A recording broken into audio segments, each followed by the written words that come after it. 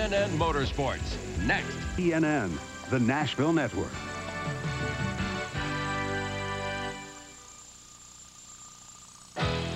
Certain occasions have a mystique, a legendary status that almost demands a reverent whisper of the name. One such exalted event is the U.S. Nationals, drag racing's annual roundup. The first Nationals was held 40 years ago in Kansas, inspired by a let's clean out the old airport and put on a race mentality. The goal was to stage a showdown for bragging rights between the elite from the East and the wild bunch of the West. And from that simple beginning, a legend grew. For the next 5 years, the race traveled a Pied Piper path, drawing the growing faithful to Kansas City and Oklahoma City, then on to the Motor City, before putting down permanent roots at Race City, Indianapolis. For 3.5 decades, the famous and the nameless have made the Labor Day trek to Hoosier heaven, looking for the prestige of a U.S. Nationals crown. In that pursuit, some have found pain and heartache, while others have snatched the golden ring of glory. The entire tableau of human emotions is on display today, live at NHRA's U.S. Nationals.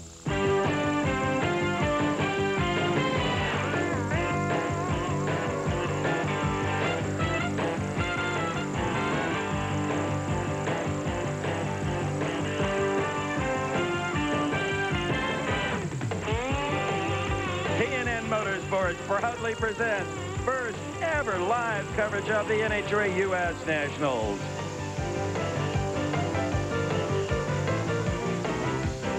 The legendary Don the Snake Prudhomme might have said it best. Heck, next year all anybody's going to remember is who won the Winston Championship and who won Indy. The Snake is right. The U.S. Nationals is the cornerstone of championship drag racing. Hi, everybody. I'm Steve Evans. Sit back, relax if you can, and enjoy the next 3 hours as we bring you the sights and sounds of the Big Go, as it was known way back in 1955. Now, we didn't have to wait very long today for some stories. How about round one this morning in Top Fuel? Scott Coletta, the Winston points leader in Top Fuel, who got beat up in Brainerd 2 weeks ago, hoped for better things against Tommy Johnson Jr. But TJ out-pedaled Scott to the finish line, and Scott will earn 0 points here this weekend. He was in a dark mood and may already be back in Ypsilanti, Michigan, thanks to one of those Coletta jets. All right, you want stories? Here's Dave McClellan. He's got a lot of them. Steve, I've been coming to Indianapolis Raceway Park for 35 years for the U.S. Nationals, and one thing constantly amazes me, the tableau is always changing. Let's take Funny Car Eliminator, round number 1. Just yesterday, Al Hoffman was on top of the world, $100,000 winner of the Big Bud Shootout. Today, he is in a fit of depression as a result of a tire smoke against Mark Oswald, who ran a great 5:26 to advance to round number 2 of competition. Upsets continue to abound throughout all categories of competition. There is really nothing like the U.S. Nationals for those twists and turns of fate. For more on some of those great stories, here's Bob Fry. I don't know if Jim Yates would use the term great for this story. Jim Yates had qualified the McDonald's car extremely well in the number 2 qualifying position on Friday night. Made a great run in the heat of the day on Saturday. Was torn down by the NHRA Tech Committee and came back, and the car was looking extremely well. All looked good going up to the starting line in round number 1, but the McDonald's car broke a rear end right off the starting line, and that would end his day. Lewis Worden in the Action Worden car would just stroll down the boulevard, gets the round win with a 7:35. Ironically, the slowest winning time of the round. He was there for the taking. So Jim Yates, like Scott Coletta, will pick up 0 points from the 1995 U.S. Nationals. He's probably over in the corner sulking with Scott somewhere here at the racetrack. Steve? I bet they are, Bob. You know, a Pro Stock car weighs 2,350 pounds with a driver on board. The engine can't be bigger than 500 cubic inches. They must run gasoline through 4-barrel carburetors. And I mention all of that because right now, here comes Dave McClellan's Pro Stock recap of rounds 1 and 2 earlier. We're going to take a look at some of the highlights of the factory hot rods in round number 1 action. Here's the way they paired up. You can take a look at who advanced to round number 2, but we're going to highlight the run between Warren Johnson, the top qualifier, and Jerry Ekman. Ekman in the Pennzoil Pontiac was in the near lane. Johnson in the far lane. Johnson sometimes can have a little problem getting off the starting line on time, and this was one of them. Jerry Ekman had an 0.08 of a second advantage, but it went to Johnson, 7:08 at 196. We've only had the first round, and already you got 20 points on Yates. 20 valuable points, I'll tell you. I don't wish bad luck on anybody, but I've had incidents like that happen to me, and I know exactly how Jim and his crew feel. I mean, they were just as probably going to run just as well as I did today, but unfortunately it didn't work out. Jim Yates, of course, who he is referring to, had qualified in the number 2 spot. Here on our Valvoline Pro Stock Elimination Ladder, you see Jim Yates out of his car. He was an unhappy man due to the broken rear end. Boy, bad luck doesn't even begin to describe this deal. Ooh, I tell you, I don't know what happenend to it. Seems like something in the rear end housing broke. Round number 2 action in Pro Stock had its share of excitement as well, as Lewis Warden, who got the advantage when Jim Yates broke in the first round, was up against Mark Powick, who had defeated Bob Glidden by a margin of victory of just 1/1000th of a second. Mark may have wished here in round number 2 that he had just a little bit of that performance back, as it was Warden taking the win with a 7-12 to Powick's losing 7-17. Also in round number 2, Ricky Smith in the Winston Select Pontiac was in the near lane against Chuck Harris.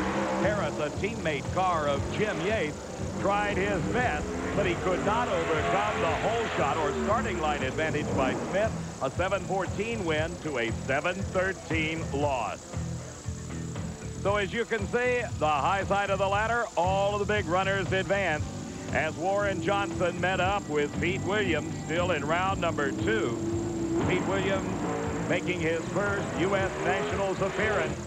Got an advantage off the starting line, but was unable to cope with the horsepower from the GM Performance Parts Olds WJ1 And in not too many minutes, we will have live the semifinals and finals in Pro Stock and all the pro categories. So stay with us from Indianapolis Raceway Park, the home of the U.S. Nationals. Today's exclusive live coverage of the 41st Annual U.S. Nationals on TNN is brought to you. We'll be right back at Indy. If there is such a thing as a perfect day, this might be it. We're back live at the U.S. Nationals in Indiana. A huge crowd. The sun is out and nice breeze. Couldn't be any better. You know, nitro funny cars weigh a little over 2,000 pounds with the driver. They make 5,000 to 6,000 horsepower, and they don't have the big adjustable wing like the top fuel cars. It can be hard to find traction. Here's Mac's recap. Steve, that is one of the bugaboos that funny cars have faced ever since the inception of the category. In round number 1, he was smoking the tires in the burnout, but John Force in the Castrol Pontiac had no problems on the run, turning a great 5:07. Still in round number 1, Tony Pedregon, who exploded an engine and blew his body off the car yesterday, came back using Del Wersham's body on Tony's race car. He was up against Gary Bolger. Both had problems, but Pedregon recovered and went ahead to take the win with a 6:11, and that advanced him into round number 2.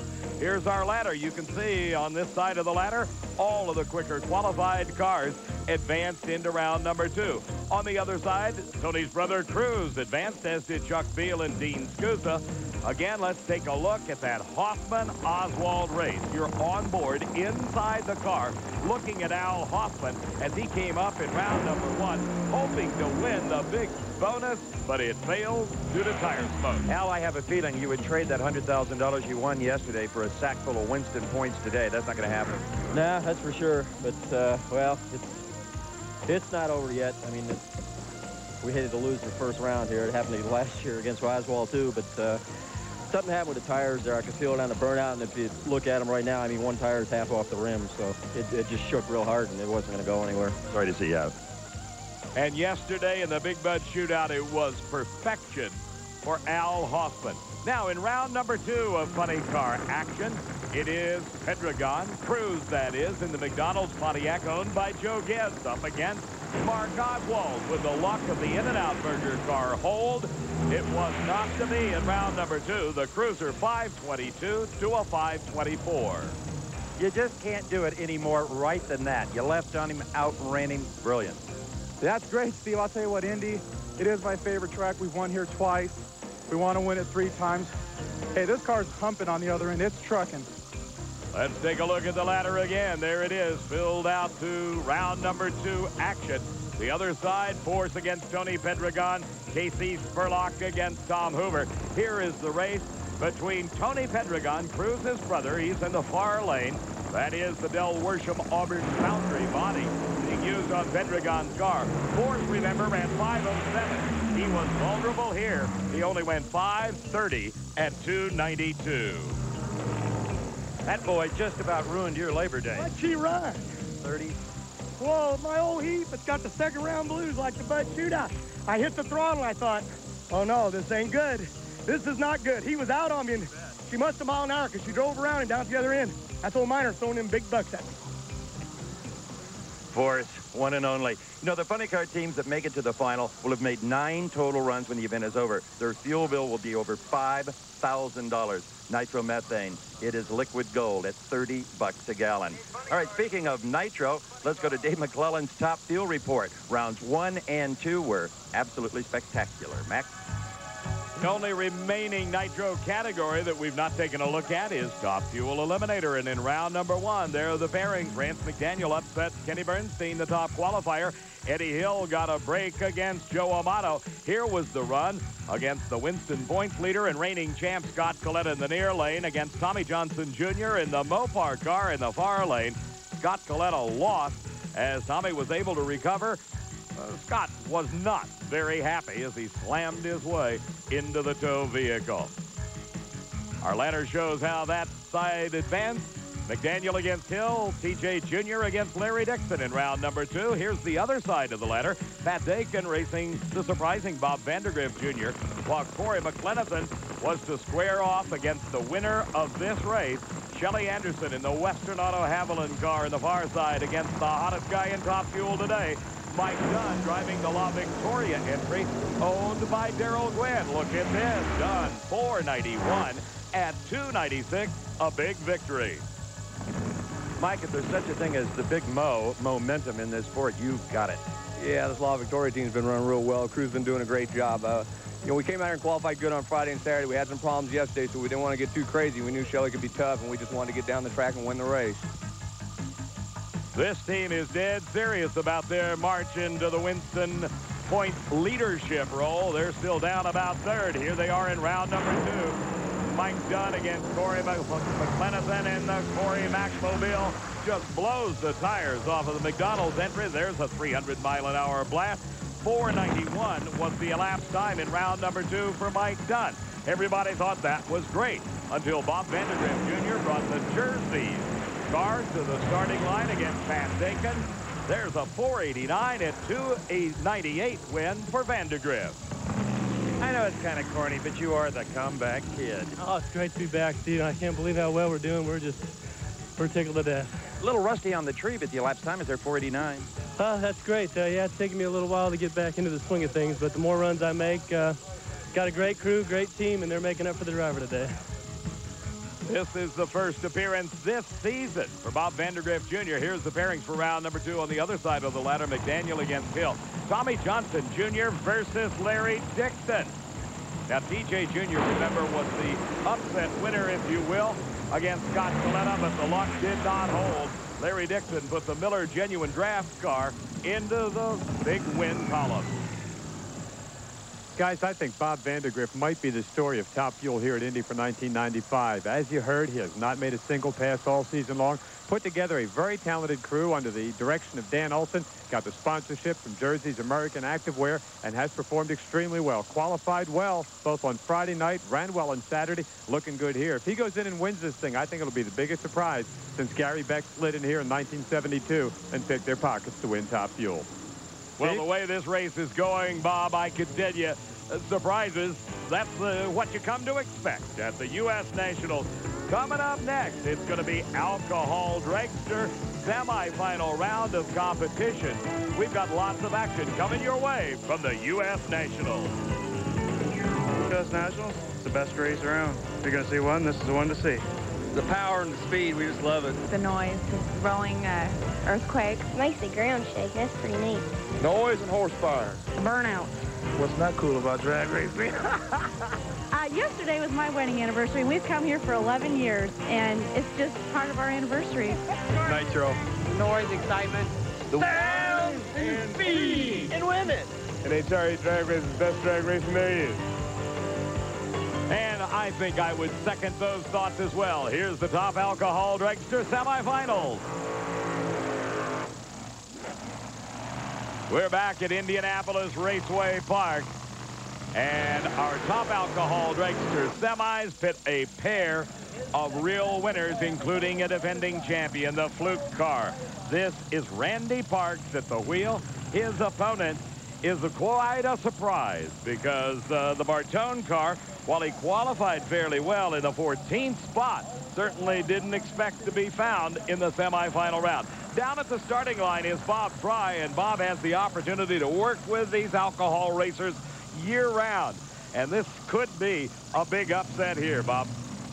Now, if Bartone were to get the win here, he would at least uphold the tradition of the family because his brother's out in the alcohol funny car category. Michael has never been this far at a national event, Dave. Randy Parks, of course, won this race a year ago, and that was a shocker because he did not have the experience that some of the other racers did. But now they don't even think twice about putting Randy in the favored role. Alcohol dragsters very similar in appearance, at least, to their nitro counterparts. One of the big differences you will see, as you've already noted when we did our recap in Top Fuel, the difference in the wing size on the back of the race cars. Not quite the same amount of downforce, of course. There's not quite the same amount of horsepower either.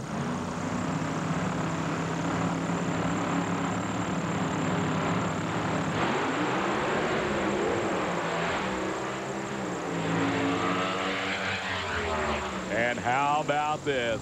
I just love Indy. Upset, that's the way the day is written. 587 at 234 miles an hour.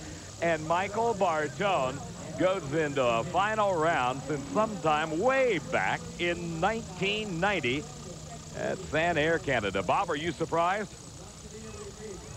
Bob Fry down on the starting line trying to catch up with what's going on down there. We'll check back in with him in just a little bit. Let me kind of paint the picture for you here this day. It has been a relatively warm day as our NHRA Safety Safari heads out onto the racetrack. The little pop that you heard was indicative of real engine problems on the Randy Parks car. What they're doing now is putting down some grease sweep. This is one of the, if not the best cleanup crew in all of motorsports. While the Michael Bartone crew begins their celebration, they've got one more round to go, and they will carry home to Hoppage, New York, the title U.S. Nationals champion if they can prevail in the final round.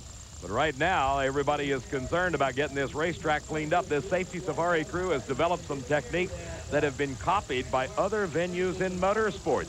And it has worked exceptionally well, not only for here on the high horsepower tracks, but also on some oval tracks as well. Bob Fry's back at the starting line.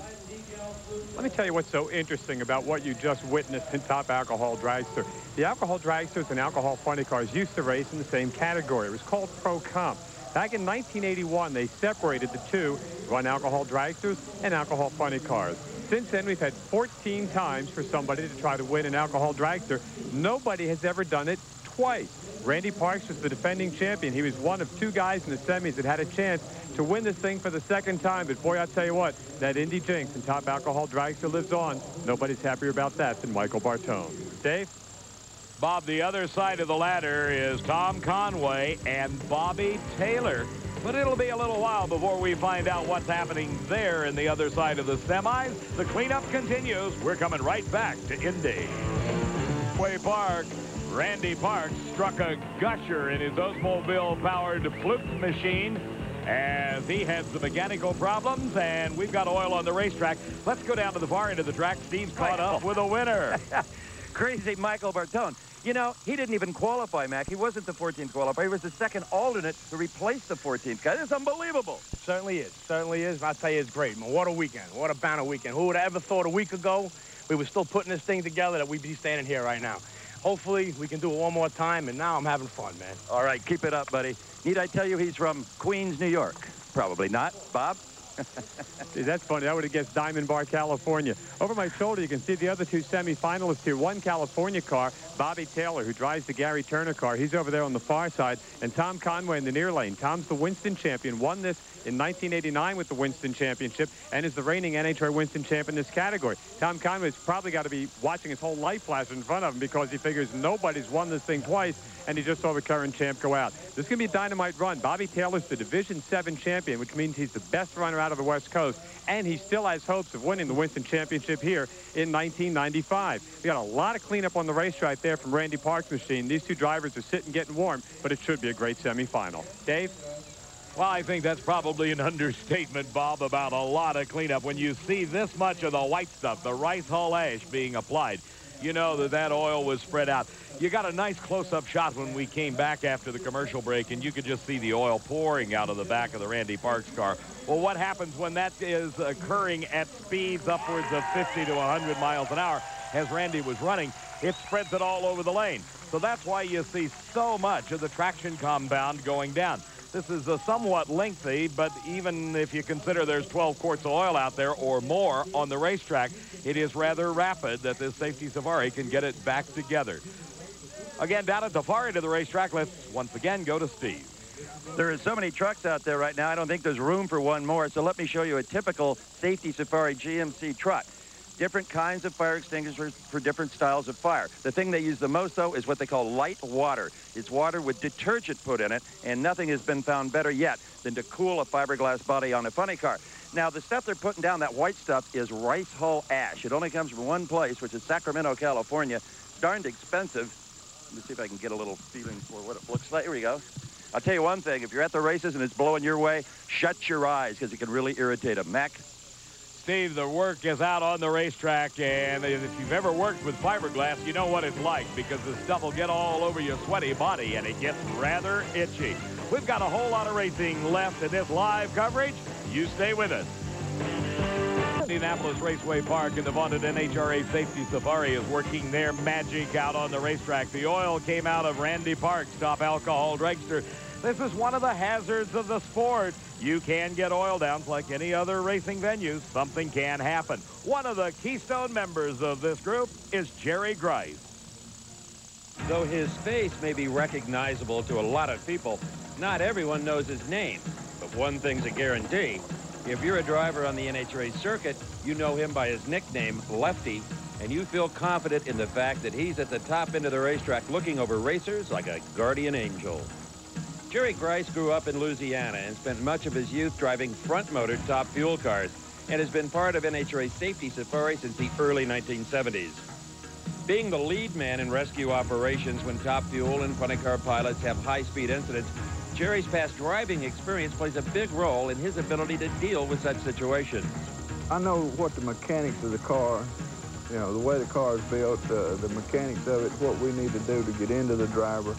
And I go into a fire or anything looking at it from a driver's standpoint. Knowing the mechanics of the car, how the car is put together, the chassis, what it takes to cut it apart. So it makes everything work quicker. I mean, you're fighting time when you go into one of these situations anyway.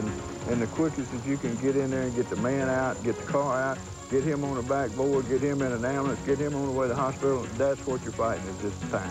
One of Jerry's biggest tests came in 1993 at the Winston Select Invitational in Rockingham, North Carolina, when Corey McClanathan broke a wing during qualifying. The first moment we saw the car was when it turned sideways in the track and hit the guardrail. And then it come over, and we were rolling and everything. I was looking up over the top of the truck when it was coming at us. When the car was still sliding, we had water on him before the car ever stopped sliding. I mean, we bailed off and put water on him and everything as much as we could. And we got the car over and got down and got him under there. I was on the ground laying up under it, helping him get out, because if you release a belt on somebody when they're hanging upside down, you got a problem right there getting them out. I mean, thank God the safety spark was right there on top of it, put me out, had me in life flight on the way to North Carolina Burn Center within, 10 minutes after the accident. Though most of his weekends are spent at the racetrack, off time finds Jerry at home in Shreveport with wife Peggy and son Dakota. And where do you think this family would spend their free time? At the racetrack, of course. Jerry competes in 250cc modified midgets at Bayou Cajun Raceway, while 6-year-old Dakota races in a class called Yard Cart. We have a great time. It's a family deal. I got into it, and Dakota wasn't that interested in racing and everything, and I wanted something that we could do close to home, fairly inexpensive. So this thing is kind of put it in the box and then bring it out and race it and then put it back in there and everything. And we can do it as a family, and he's getting into go-karts now. For Jerry, his position in the safety safari is more than just a job. It's a way of protecting drivers that he views as his own family. We're thankful that all of the safety measures and everything that they've gone to has made our job a lot easier and everything. And these drivers, I mean, they're family to us, you know. And I mean, it's just like a brother or something in there when, you know, when it happens, and you want to do everything you can do as quick as you can do to save them, you know. And we've been lucky. There are a couple of very interested spectators here watching what Jerry Grace and the Safety Safari folks are doing now. One's Tom Conway in the other lane, one's Sam Shockley, the crew chief, and the other's Gary Turner, the owner of this race car. Gary, you guys put on a tremendous run in the last round in the heat. You were the only guys to get down the track, ran a 79, and now you got to sit here and kind of wait for the semifinal run. Yeah, it's kind of a scary thing. Your driver's done a magnificent job here today, and if you want to get into the finals, your first ever here at Indy, all you got to do is take out Tom Conway. Yeah, I think that's a tall order. That's probably the tallest order of the year for us. We've been running really good this year. We've had a great year. But, you know, this is Indy, and this is one of those things you know, if you could win any race and give some back, this is the one you'd want. Well, they really want it, and they're going to get their shot at fame and fortune in just a couple of minutes. Dave?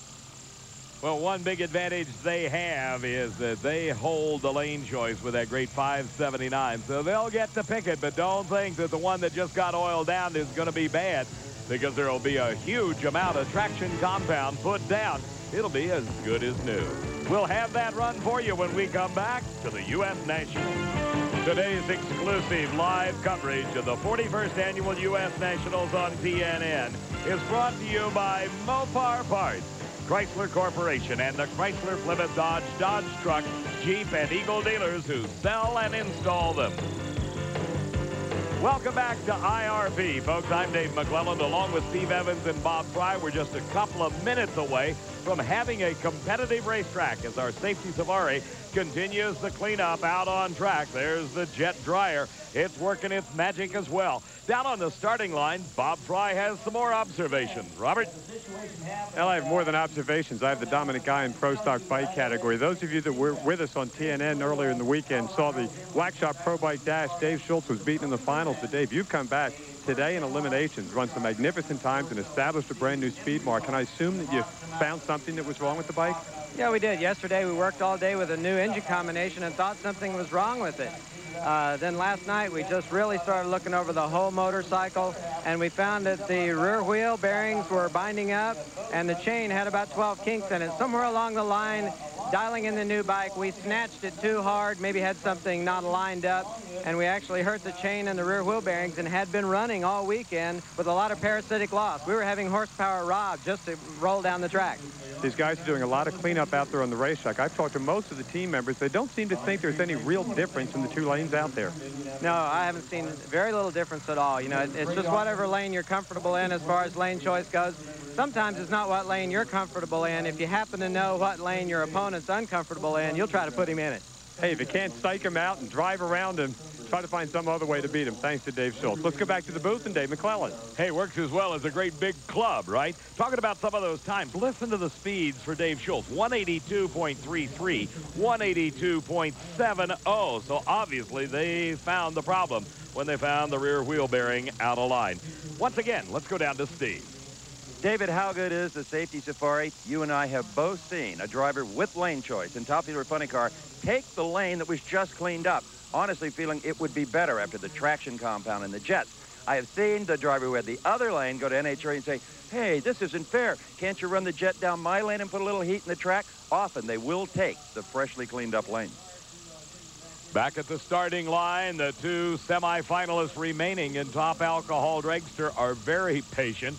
There's not much else you can do. We talked a little bit earlier about the oil and drag racing. There is nothing different about this than a car going through a guardrail, let's say in an oval track event, and they got to spend a half hour or more welding the guardrail back together before you can get back into action.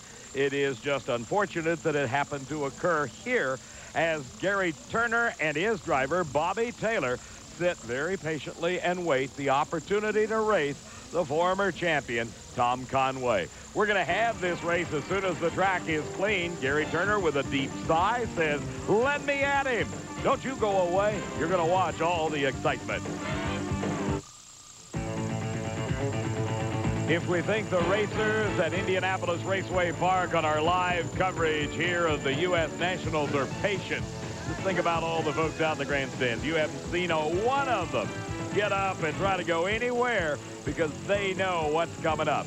We'll continue on with the semifinals of Top Alcohol Dragster. Then come the Alcohol Funny Cars, and we get into our pro categories with Pro Stock motorcycles, Pro Stock, and the Nitro cars.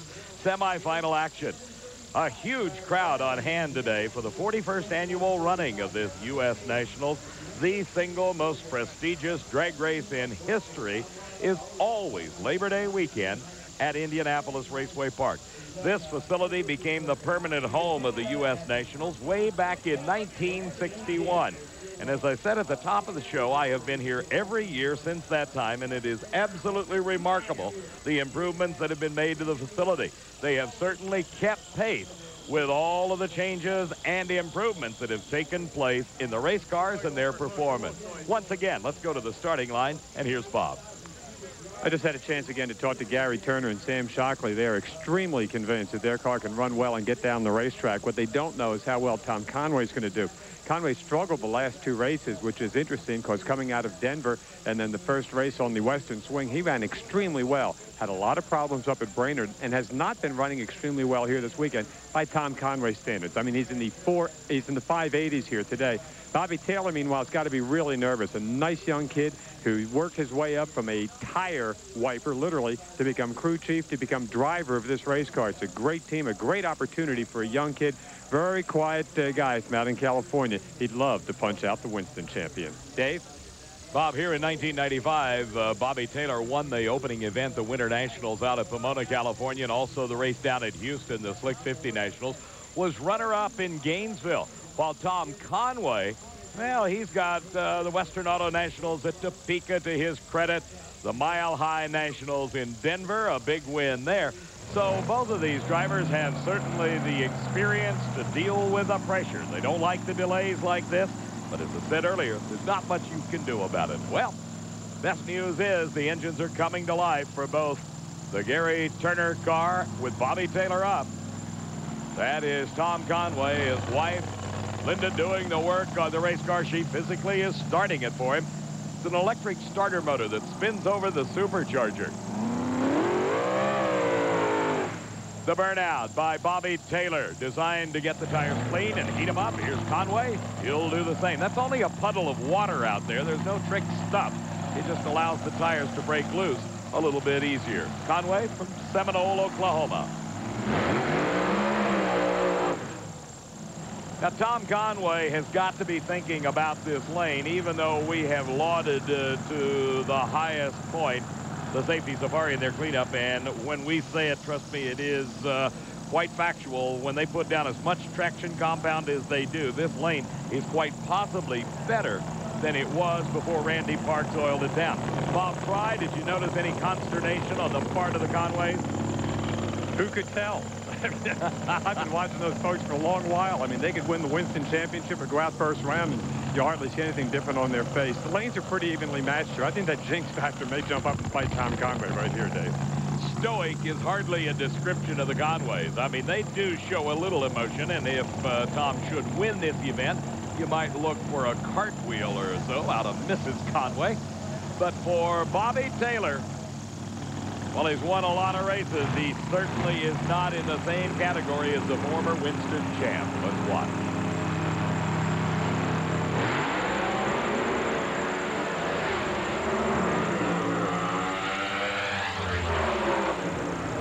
Tom Conway won that one with concentration and starting line ability. He had 0.06 of a second advantage off the starting line.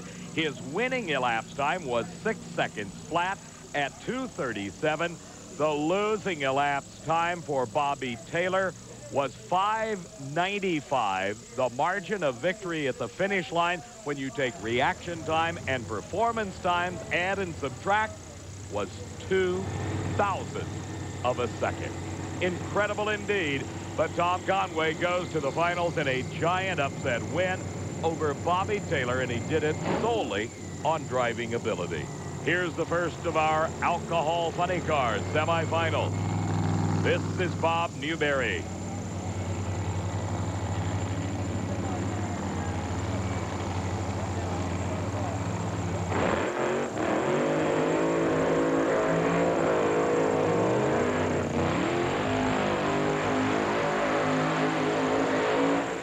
With a long burnout is Frank Manzo. Manzo was the #2 qualifier. Newberry was #3.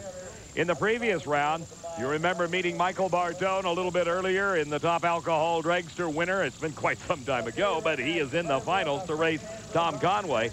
Frank Manzo took out his brother Tony in round #2 of alcohol funny car competition, while Bob Newberry laid away John Weaver to reach this point. Once again, here's Bob. You won't get a better match right now anywhere in the country than these two guys.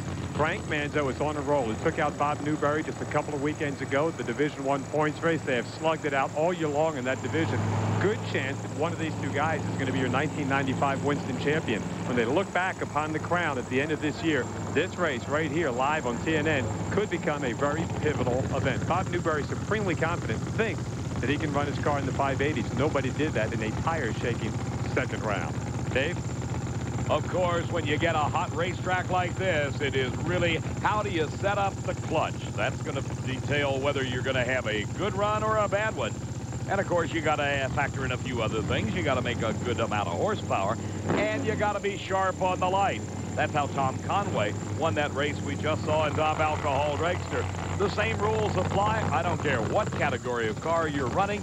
You got to be good on the lights, or you're going to have a difficult time winning a drag race.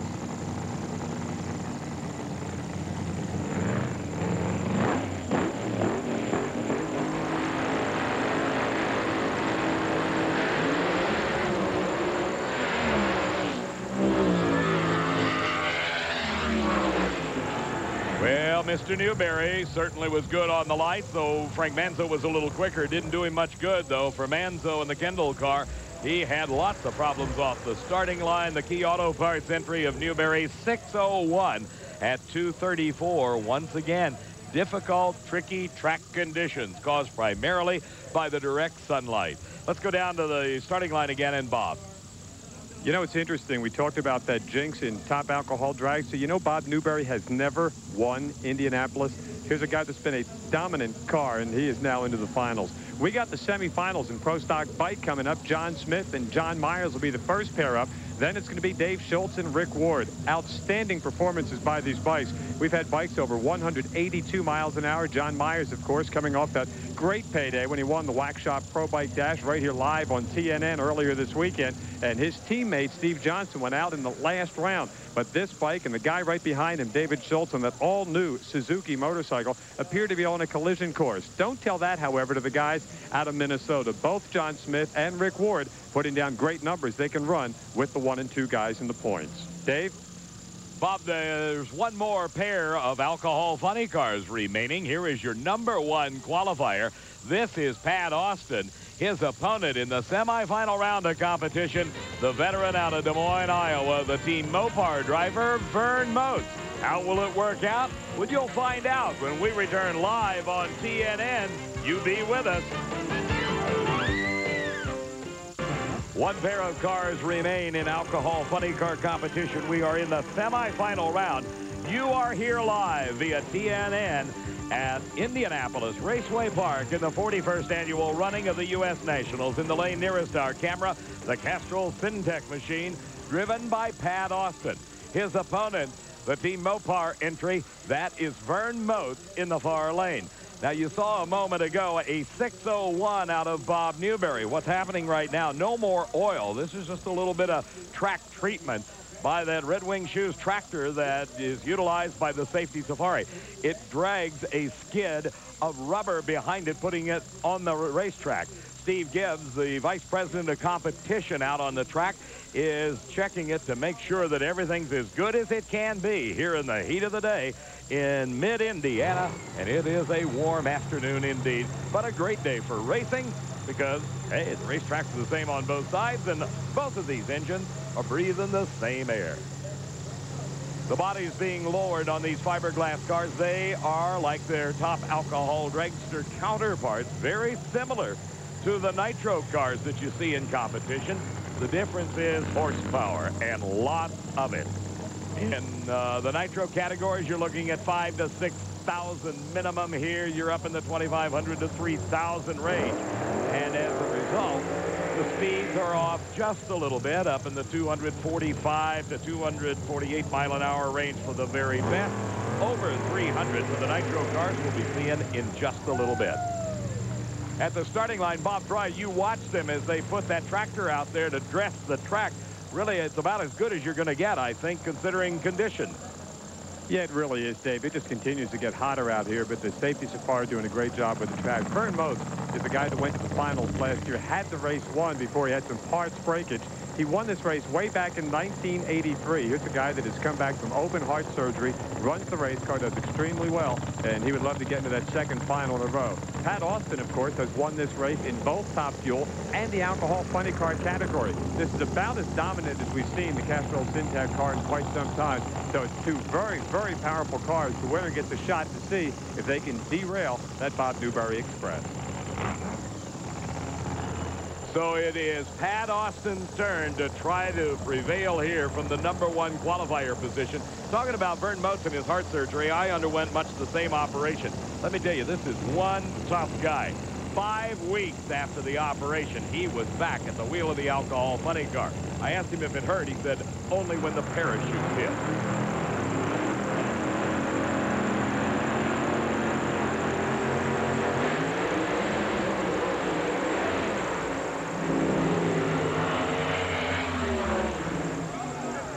Vern Most falling off pace just a little bit. It'll be a Pat Austin, Bob Newberry final 5.90, the winning time for Pat Austin. And by virtue of that quick elapsed time, he will have the lane choice in just a bit when we come into the finals of Top Alcohol Funny Car.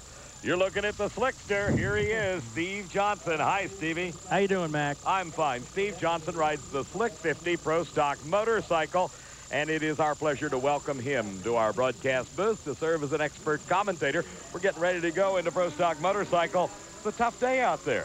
Yeah, you need to cut good lights, and I saw the Jerry Grice deal, and I saw his kid driving that dirt track go-kart around there. I think maybe I'll go into that racing next. Why, you having a little problems cutting the lights? Is that why you're here instead of out there? Well, I'm awake now that the TV's on. That's it.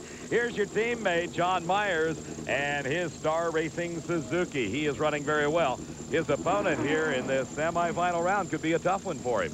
It really is. John Smith out of Minnesota, and he's a guy just waiting in the background to be a spoiler to Dave Schultz or John Myers. But John Myers is on a mission. He puts that face shield down, and he is looking ready to go. And George is probably giving him the last bit of awesome information. I've never seen George work on the bike before when John's done doing his burnout before. I don't know what that was all about, but I guess we'll soon find out. That's George Price you're talking about. He's the guy that makes all the horsepower, right? Well, actually, there's 15 people at Star Racing. Ron and everybody back at the shop does a lot of work, so it's a team effort. All right, John ran a 7:56 in the previous round. The conditions a little bit different right now. What would you say is going to be a quick time for somebody? I think John can go a 54 right now. Maybe. Oh, no. Oh. At the starting line, John Myers brakes, much as Stevie Johnson did in the Wax Shop Dash a couple of days ago. It is John Smith, the winner. John Myers crying the blues. A 7:67, the winning time for John Smith. 200th off the pace of his winning round in round number 2. John is not happy.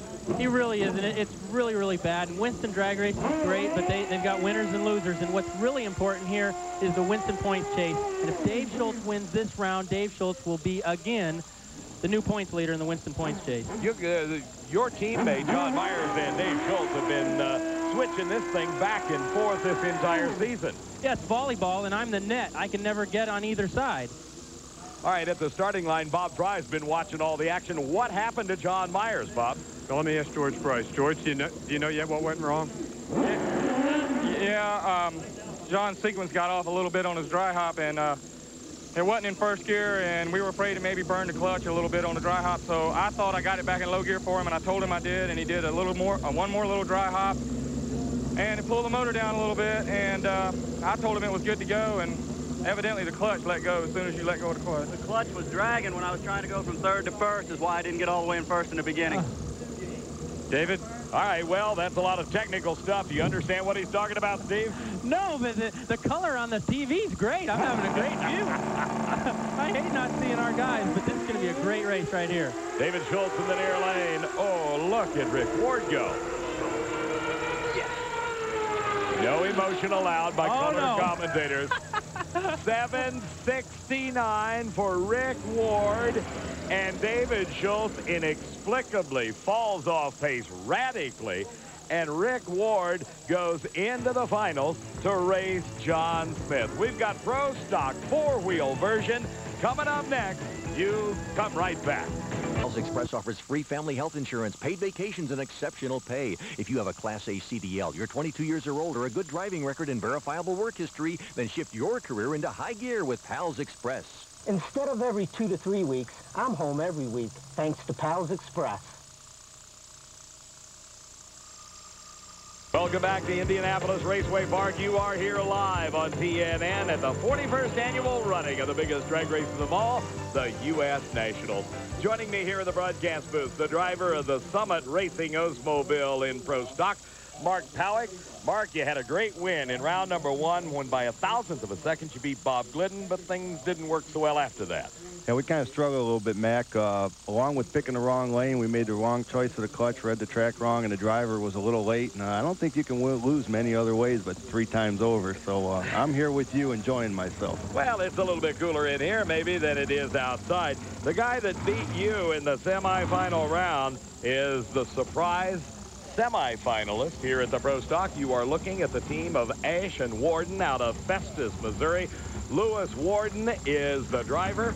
Here is his opponent, Tricky Ricky Smith with the Pontiac. Now, Ricky has won many a race by using a starting line advantage. How important is it to get a good shot of the light? We have 2 great drivers up here right now, Dave, that are both very hungry, and you're going to see a great drag race here. The lanes look pretty even right now. Depending on who's the smarter of the clutch, I think might make the decision here. Lewis had lane choice. He ran a little quicker than Ricky last round. Made a perfect run against us, of course, but it's going to be a tough race. I don't know. I might have to go with Lewis if he makes another run, because I know he's real hungry. Well, you talk about those times. Lewis ran a 7:12, defeating you, Mark, who turned a 7:17. Ricky Smith had a 7:14 victory over that 7:13 that we saw in our recap just a little bit earlier, when Chuck Harris was maybe just a little bit late at the starting line. The one thing I might say that would be working for Ricky Smith's advantage here is experience. He has been in this position many, many times before. No doubt about it. Ricky's a great racer, and he knows how to get down tricky tracks like we have here. It looks like the Safety Safari did a great job of preparing that lane because they look as even as can be, and our cars are real crucial with the rear suspension to go through it. But I think it's going to be a good drag race, and we'll see what the outcome is, Mac.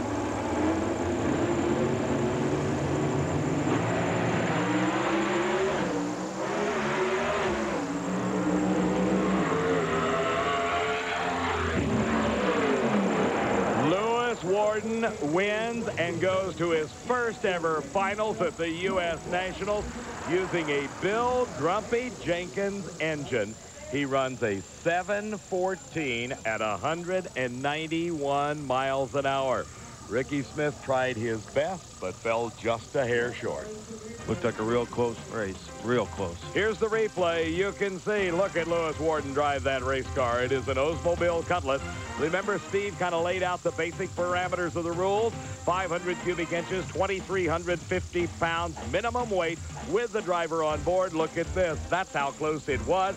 1,320 feet away from the starting line. A half a car length win for Lewis Warden. Here's Steve. Well, Lewis Worden, as you might imagine, is one happy guy. Now, if you can extricate him from this automobile, will be good. In fact, I'll just go in there. Hey, Lewis, great job. Thank you very much. I appreciate it. It's been an amazing weekend for us. We can't believe how things are going like they are, and we just want to keep it up one more round. You're going to get somebody named Johnson in the final. I imagine that, and it's going to take everything we got to try to compete with him, but we're going to do the best we can. Go get him. Dave? Steve, it sounds like a pharmaceutical firm, Johnson & Johnson, when you come to the semifinal pairing of Dad Warren and son Kurt. They both drive Oldsmobiles. They both come out of the same shop at Sugar Hill, Georgia. And I don't think he miscast his role at all as a spoiler. Lewis Worden, that is, if he expects to beat either one of the Johnsons. No, I remember what it was like last year. I went up the final round against Warren Johnson. I was hoping I could be the spoiler, Mac, and didn't do it. But I'd be real surprised here if Warren doesn't end up in the final running Lewis Worden. And it's great because no matter who wins this race, we're going to have two Oldsmobiles in the final, being our final year with Oldsmobile. All right, they're staging right now. Kurt and Warren. Let's see what happens.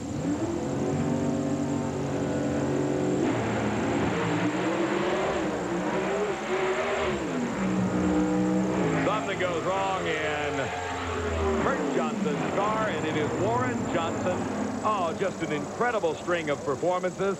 7:08, the winning time for Warren Johnson at a speed of 196 miles an hour. In the previous round, he went 7:06. The first round, he went 7:08. Here in the heat of the day, he knows something maybe you guys are still looking for. Boy, Warren did a great job again, and Lewis is going to have hands full in the final, but I'll tell you, Lewis did a great job today on the starting line. You're going to see a great drag race here in Pro Stock. You will. Lewis Worden against Warren Johnson, and this run right here for the GM Performance Parts Oldsmobile at a 7:08 will give Warren Johnson the choice of lanes in the final round. We'll be right back. Today's exclusive coverage of the U.S. Nationals live on TNN is brought to you by Allied Signals Tram Filters. You can pay a little now or a lot later. Those clouds of smoke are indicative of the burnout of a 5,000-plus horsepower nitro engine. They are ensconced inside the bodies of Casey Spurlock and John Force's race cars. We are in the semifinal round of funny car competition, and Bob Fry is still down there in the heat of the day on the starting line. How are these high horsepower cars going to tangle with this racetrack, Bob? You know what, Dave? I think this could be the most entertaining race of the day. Take nothing away from whoever goes into the finals. The fans have waited to see Casey Spurlock and John Force. Spurlock has struggled the last two races, fouling out in the second round after a big upset. This could be a dynamite drag race here. So John Force, who is already padding his Winston points lead since Hoffman went out early, would love to add another Indy Funny Car crown to his laurel. But I'll tell you what, I think sentimental favorites here. The fans love Spurlock, love those long burnouts. Dave? Well, right now, the former king of the burnouts, John Force, has sort of exceeded that crown, if you will, to Casey Spurlock. He'll do a burnout with power on to about the 1/8 of a mile. That's Austin Coyle. He and Bernie Federley, the brain trust behind the operation that has become the most successful funny car going today. 4 Winston titles. To John Force's credit, he is currently leading for his 5th. Ronnie Swearingen, you saw him pounding on the Dodge Avenger body of the Fruit of the Loom car of Casey Spurlock, trying to motivate his driver.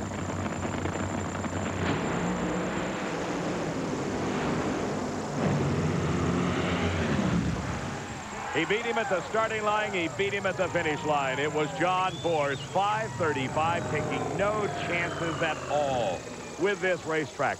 I would describe that as a non-aggressive tune-up. At only 283 miles an hour, Force was able to move into the finals. The only problem he may have is that if his opponent, between Dean Scusa and Cruz Pedregon, can run quicker than a 5:35, Force could lose lane choice. Casey Spurlock needed the motivation, could have used a little bit more, just a hair late off the starting line, about 0.05 of a second. And the margin at the finish line, 134 thousandths. That's a lot. He slowed to 252 miles an hour. That indicates something may have gone wrong in the Spurlock-driven Fruit of the Loom Dodge. Here's Steve. Hey, John, no offense, but the old hound dog was a dog.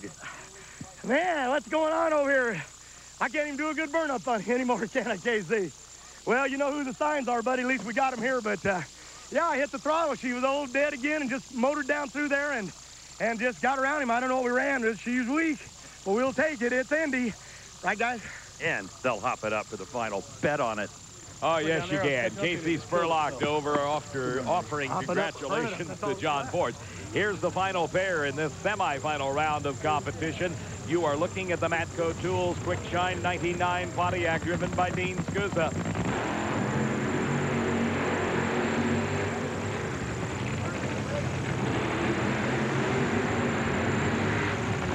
The final remaining member of the Joe Gibbs racing team. He's got one car in each of the 3 pro categories. Jim Yates went out in round number 1. Corey McLenithan in Top Fuel went out in round number 2. And that is the man himself. Coach Joe Gibbs took the Washington Redskins to the Super Bowl. And now he is hoping he can take Cruz Pedregon into the finals to race his old nemesis, John Force. And what a challenge that would be. 3 national event wins here in 1995 for the Cruiser. Here again on the starting lines, Bob. Dean Scusa has gone to 2 final rounds this year. At Englishtown, he lost to Cruz Pedregon. In Gainesville, live on TNN, he lost to John Force. This is the 3rd time he's been this far in the program, all in live races on TNN. And, of course, we're going to take you right through the rest of the season, the championship points battle. But it might be payback time for the kid. He'd love to take out Pedregon right here and put a notch in the belt from that Englishtown race. And then, of course, he'd like to take out Force and settle that Gainesville, Florida race. Dave? Bob Brandt and Larry Frazier, the co-crew chiefs on the McDonald's car. Lance Larson, and you don't see him in the picture. There he is way back at the back of the car. He's the crew chief, the guy that calls the tuning shot on the Dean Scusa-driven Pontiac. Dean, his dad, Don, now with help from Matco Tools and Quick Shine 99, trying to compete against the juggernaut of the McDonald's team. This is the Pontiac bodied entry with Cruz Pedregon doing the driving. The Cruiser had qualified in the number 2 spot at a 5:11 and has just been dominant in competition today.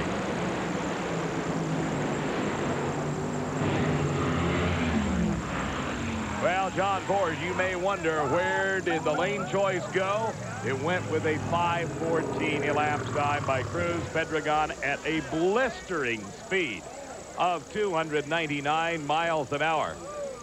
Cruz Pedregon during this weekend joined the Slick 50 300-mile-an-hour club as he propelled the McDonald's car not just once but twice over the 300-mile-an-hour barrier. Dean Scusa lost traction a few hundred feet off the starting line.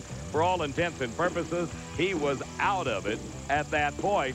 Here is the Cruiser headed into the finals against John Force, and this time Cruz Pedregon will head to that race with the favorite's role. Here was the reaction of Joe Gibbs when Cruz won the race.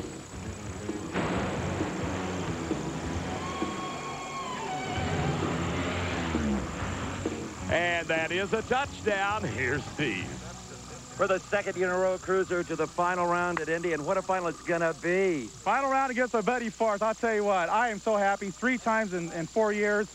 Really fortunate to be here. That track was scaring us out there. We wanted to run about a 20 to 22, but hey, the thing stepped up. It's running the big speed, and hey, the 14 popped up on the boards. We're going to need every bit of that. We might want to step on it a little bit for the final against Force.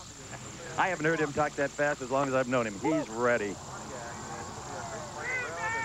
Out on the racetrack is Top Fuel Eliminator. Here is the amazing Bob Vandergriff with his Dan Olson tuned Jersey's car. Let me introduce to you to yet another of the red shirt wearers with the big golden arches, Corey McLenithan. And Corey Mack, you had your share of problems. You were one that lost traction. Well, sure did. But, I mean, it was against Mike Dunn. I mean, it seems like it's for the points, and we're so close right now, and they have such a good, consistent race car. That's the way it goes. Boy, it is quite an accomplishment what Bob Vandergriff Jr. has done after laying out the entire first part of the season. Comes to the biggest race of them all with the brand new sponsor jerseys. And here he is. He's run over 300 miles an hour consistently in the 480s, and he's just as good as anybody, a choice to win this race. Well, they got Dan Olson right behind him, and a good guy, Brian Smith, used to work with us on the McDonald's team. Plenty of knowledge there, both guys. So they're doing a great job. That's Frank Bradley, the guy with the beard. He's the crew chief. The fellow back in the chair, that's Darrell Gwynn. He is the owner of the La Victoria Salsa entry. Mike Dunn displaced Larry Dixon and moved into the number 3 spot coming into this event in Top Fuel. Corey Mack is second. Scott Coletta is first. So this is the one remaining driver that could really make a substantial move up in the point standing. Vandergriff and Dunn.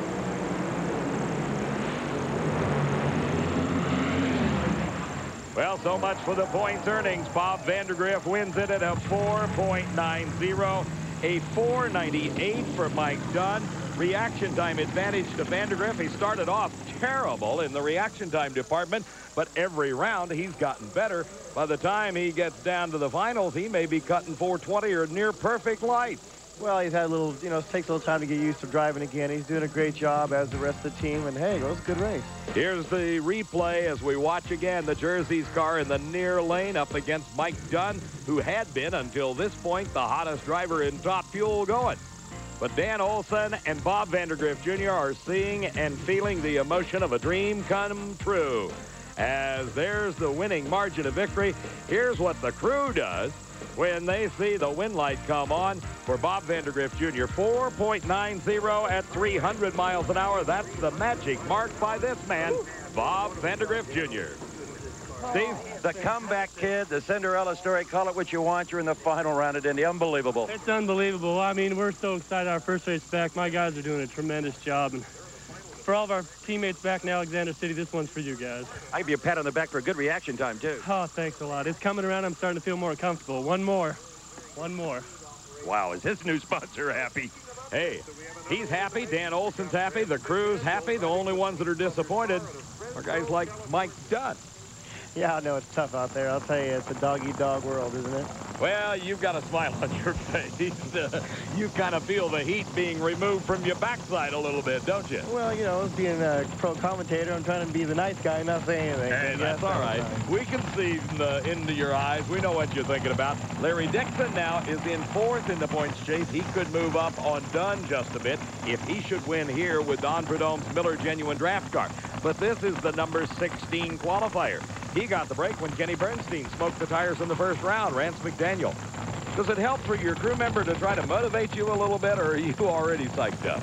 Well, Lee Beard is such a calm guy when he's up there. When he tells me to go to the starting line, he just points at me, and I know what he means. He just is real calm about it. So, I mean, it can be a motivator, but I tend to motivate myself better.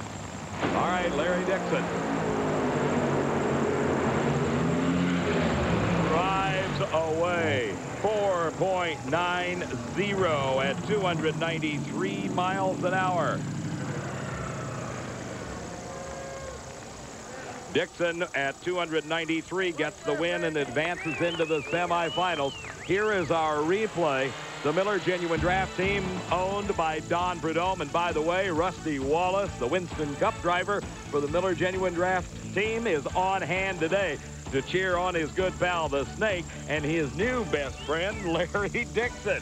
What a run by Dixon. 4.90. Wes Cerny, the crew chief, had the car working very well, and it easily outdistanced Rance McDaniel. Here's young Larry with Steve.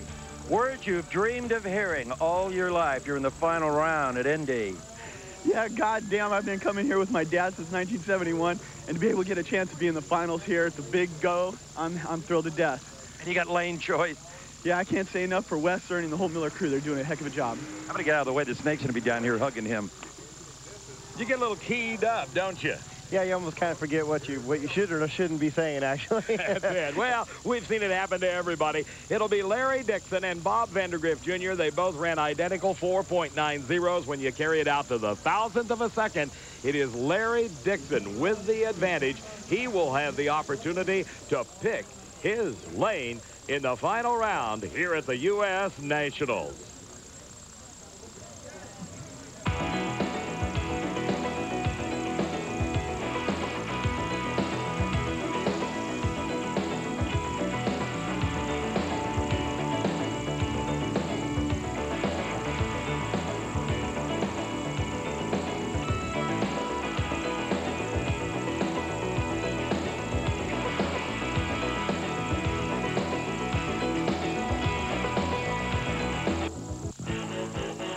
You are here live on TNN. This is the 41st Annual U.S. Nationals at Indianapolis Raceway Park, and nowhere in the world is it bigger or better than Indy over Labor Day weekend. We have with us now the greatest race car driver of all time, a wannabe, my good pal and our TNN Motorsports host, Mr. Ralph Shaheen. Well, thanks, what do you think? I'm having an absolutely tremendous time here. The first time ever the U.S. Nationals have been done live on TNN, or TV for that matter, and I get to be a part of this with great people like yourself and Steve Evans and Bob Fry and the gang. And it really is a fabulous facility and a tremendous race. And to get a grasp for everything that takes place here, how they stretch it out over 5 days, if you've never seen it before, it's truly hard to get an idea of just how much pressure, how big of an event this is for the drivers and the team. You know, I think the pressure is probably indicated, as you can see, in the emotion of the moment after they get out of the cars. Win or lose, it really doesn't matter. As you could see in some of the recap things, the emotion of Scott Colletto losing in the first round, and Larry Dixon just a moment ago and his emotion in winning. But this prevails through all categories, because this is it. This is, as Steve used the words, the big go. That's what it used to be called way back in the 50s. Right, and to make matters even worse, we're getting to the point of the season now where we are really into the stretch run for the championships with, luckily for those of us here at TNN, we're going to be able to carry you pretty much all the way through Pomona with live coverage of all of the final rounds. And when you see how important it is to get the points, each round is such a pressure-packed round. Every racer you talk to about the Winston points chase says, we're not worried about the season, we're not worried about the overall win, we want to win rounds. One thing you want to see at Indy, well, there's so much to see and hear. We like to call it the sights and sounds of Indy.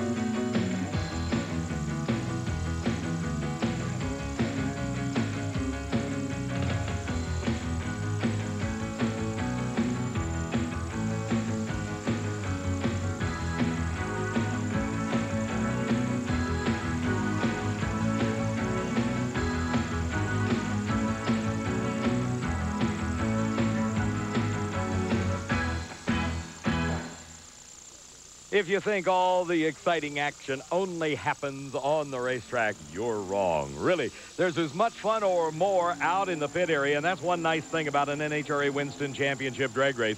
A spectator has the opportunity to go out into the pits, meet the drivers, meet the crews, watch them work on the race cars, get all kinds of autographs.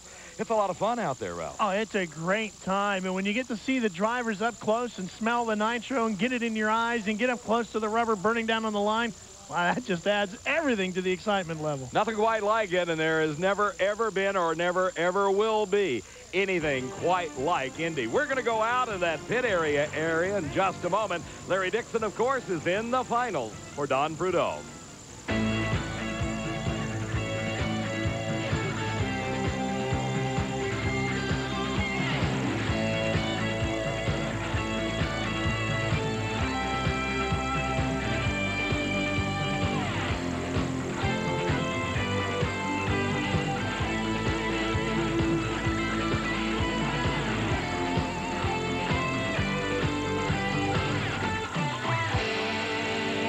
There's nobody left. Indianapolis Raceway Park, that's for sure. The 41st annual running of the U.S. Nationals is down to the final round in all of our pro categories. Some sportsman action continuing on to find the finalists there. In Pro Stock Motorcycle, if you would have told anybody that Rick Ward and John Smith would be in the final round, they'd have told you you are absolutely crazy. But as we look at the ladder and see how the pairings went throughout the day, you'll see exactly how they got there. Here's the top half of the ladder where John Myers is up against Pizza John Mafaro. You see the other pairings. In round number 2, Myers met Nyberg. Smith was against E.G. Kawakami. Then what happened in that semifinal round, Ralph? Well, here's a look at the action. You can see how they slid out. Myers makes his way through, and Smith progresses through. That set up the final run where Smith put away Myers. Who would have thought that? Of course, we saw John Myers have the problem on the starting line. On the other side of the ladder, so we slide that across. Schultz and Patrick, Tonglet and Larkin, Johnson and Ray, Ward and Arana were the way they would start the day off. They would get through the first round of competition. Schultz would match up against Tonglet, then Johnson and Ward. Of course, everybody expected to see Schultz and Ward slide through, except for Johnson and Tonglet, of course. But this is where it really got crazy. Ward puts away Schultz, and we have probably one of the most amazing finals of the whole bunch here at Indy right here. All right, let's go over into the pit area, and Bob Fry is in Rick Ward's pit. Well, Ralph, if you think you're excited being here for the first time, Rick Ward has the NCN Communications folks sponsoring his bike, and Don Borber, who's the head of that company, is here at Indy for the first time, and Rick Ward's in the championship final. Take you back again to our live coverage of the Dash a couple of days ago right here. It was Rick Ward and John Smith in the opening round, and John Smith took you out there, Rick. You got a little score to settle with him coming up into this final, and you got to be pumped. Yeah, we're really excited. And actually, we kind of took ourselves out in the wax shop deal. We went 64, identical ETs as Johnny did, but I red lighted kind of like usual, so feels good to be kind of back as a rider. I feel like we just were lost, or I was zoned out, you know. We had talked about the engine builders, of course, the Star Racing and Greg Cope. Let's give a little credit where credit's due. You have built both of these race engines. We want to give you a lot of congratulations on that fact. Thanks a lot. Rick Ward and John Smith coming up in the Pro Stock Bike Final. Let's take a good look at Rick Ward. Ward has established himself as not only a top 10 driver on the circuit, but also as one of the premier pro bike engineers. But these accolades are nothing to Ward if he cannot share the experience with his wife Lori and son Ryan. Like all racers, family time is at a premium during the season. It's real important because, I mean, we spend so much time at the shop and at the track. Every chance we get to be together means a lot. Have them involved and to do good, and it just means a lot having them there watching and seeing it all happen, you know. Makes it better. Making it better is also Rick's goal when it comes to his bike. Ward enjoys working in the shop, making sure the NCR Communications Suzuki is as close to mechanically perfect as possible. There's just nothing I'd rather do. You know, we got our shop all set up real nice, and I mean, I'd rather go in there on a Saturday and Sunday and work when the phones aren't ringing, there's not people coming in the door. It's just enjoyable for me. I mean, I'd rather do that than go out in the yard or go fishing or whatever, you know. So, and then to spend that kind of time on them and to see them run good just makes it all worthwhile, even more worthwhile. Rick spent years as a chief mechanic for other pro stock bike teams before making the move to ride the machines he built. Moving onto the seat after turning the wrenches gives Ward added insight into racing. I think it definitely helps going down the track. You know what's going on inside the motor, and sometimes it's even bad because you know what's going on in there and you kind of feel sorry for it. So in some cases you're definitely easier on parts, I think. That's a look at Rick Ward from up there in the cold country of Minnesota, and the other guys from the cold country of Minnesota. What are the odds? John Smith, Dave Harlander, John Nord from the Anoka Ramsey shop up there in Minnesota. And we were just talking with Rick Ward, and he kind of thinks he owes you something from the other day in the Dash. Well, you know, he might think that, but I think I probably owe him one from somewhere way back when, and maybe this is time to repay him. You probably haven't had this much fun since the Super ET Division 5 final in '89. Man, this is pretty awesome being at the U.S. Nationals. 2 bikes from Minnesota are in the final. You know, it's not the final that too many people would have picked, but, you know, we don't have any problem with that. Thanks a lot, John. Congratulations to you, and good luck to you guys in the finals. Dave? What a surprise in Pro Stock Motorcycle. We've got lots more coming your way live here on TNN. We are at Indianapolis Raceway Park, and it is the 41st Annual U.S. Nationals. Ended at 100 mile an hour by an 18-wheeler. The NHRA on TNN Motorsports. It doesn't get any closer. In central Indiana at the Indianapolis Raceway Park in the 41st Annual U.S. Nationals. A huge crowd on hand here. They're having a great time. We're having a great time, and we certainly hope you are too. 2 days ago on Saturday, the Pro Stock Motorcycles took to the track to the Wax Shop Dash. A $12,000 prize awaited the winners at the end. The Sunoco Suzuki with David Schultz, one of the big favorites.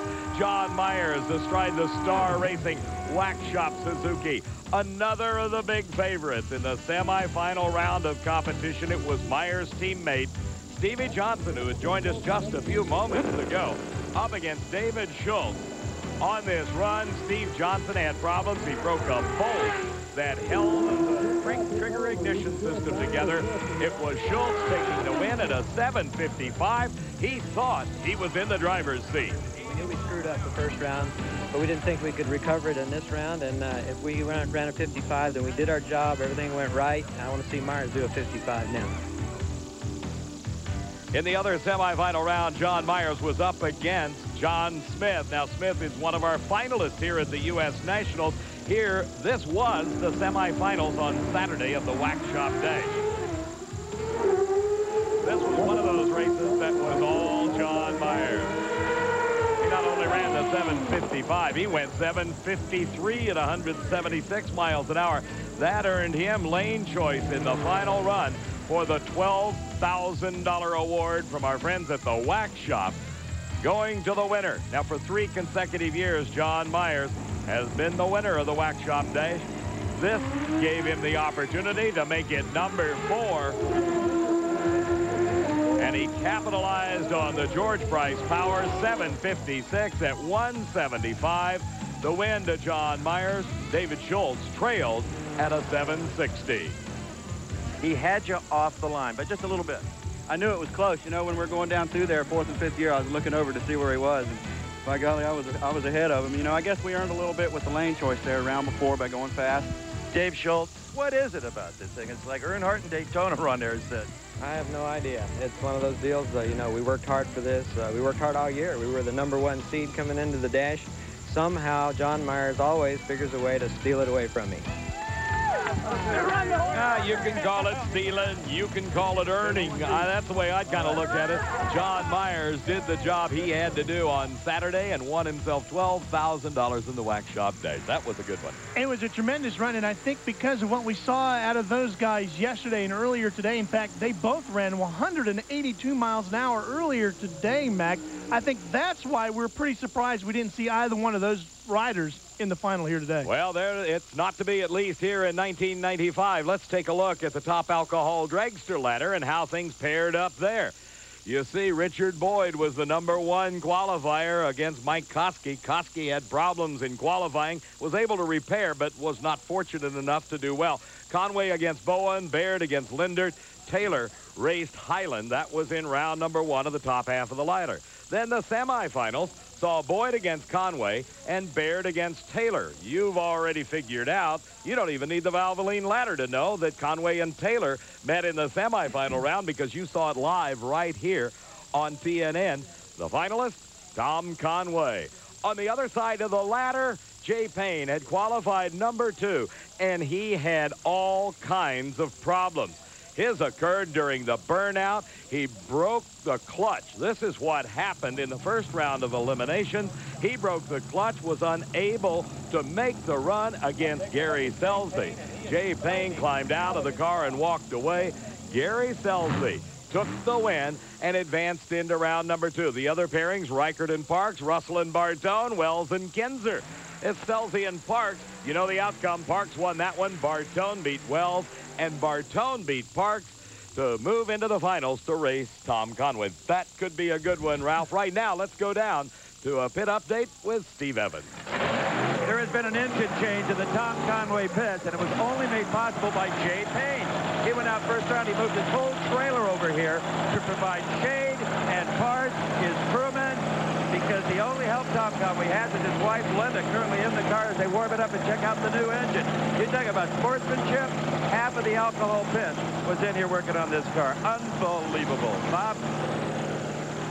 We're over here in the Michael Bartone pit area. The good guy in the black hat over there's Joe Alexander. You longtime runners may remember the Alexander and Samalek small block Chevy that won in top alcohol dragster a couple of years ago. Michael Bartone is standing by. Michael, you had him right where you wanted in qualifying, that number 18 spot. Yeah, that was perfect, huh? Perfect. Number 18. Hey, we caught a little break, and we got 2 people bus couldn't get in, broken motors, no parts, and maybe it's our weekend. It appears everything's going in that direction. So if we keep going, it's great. Team's doing a great job. They haven't had this much excitement in Hop Hog, Long Island since Dave? That's a long time, Bob. It's a long, long time between exciting times in Hop Hog, New York. Well, I must say, we have had some exciting times here at Indianapolis Raceway Park, and this was the place that really, the starting device known as the Christmas tree came into use.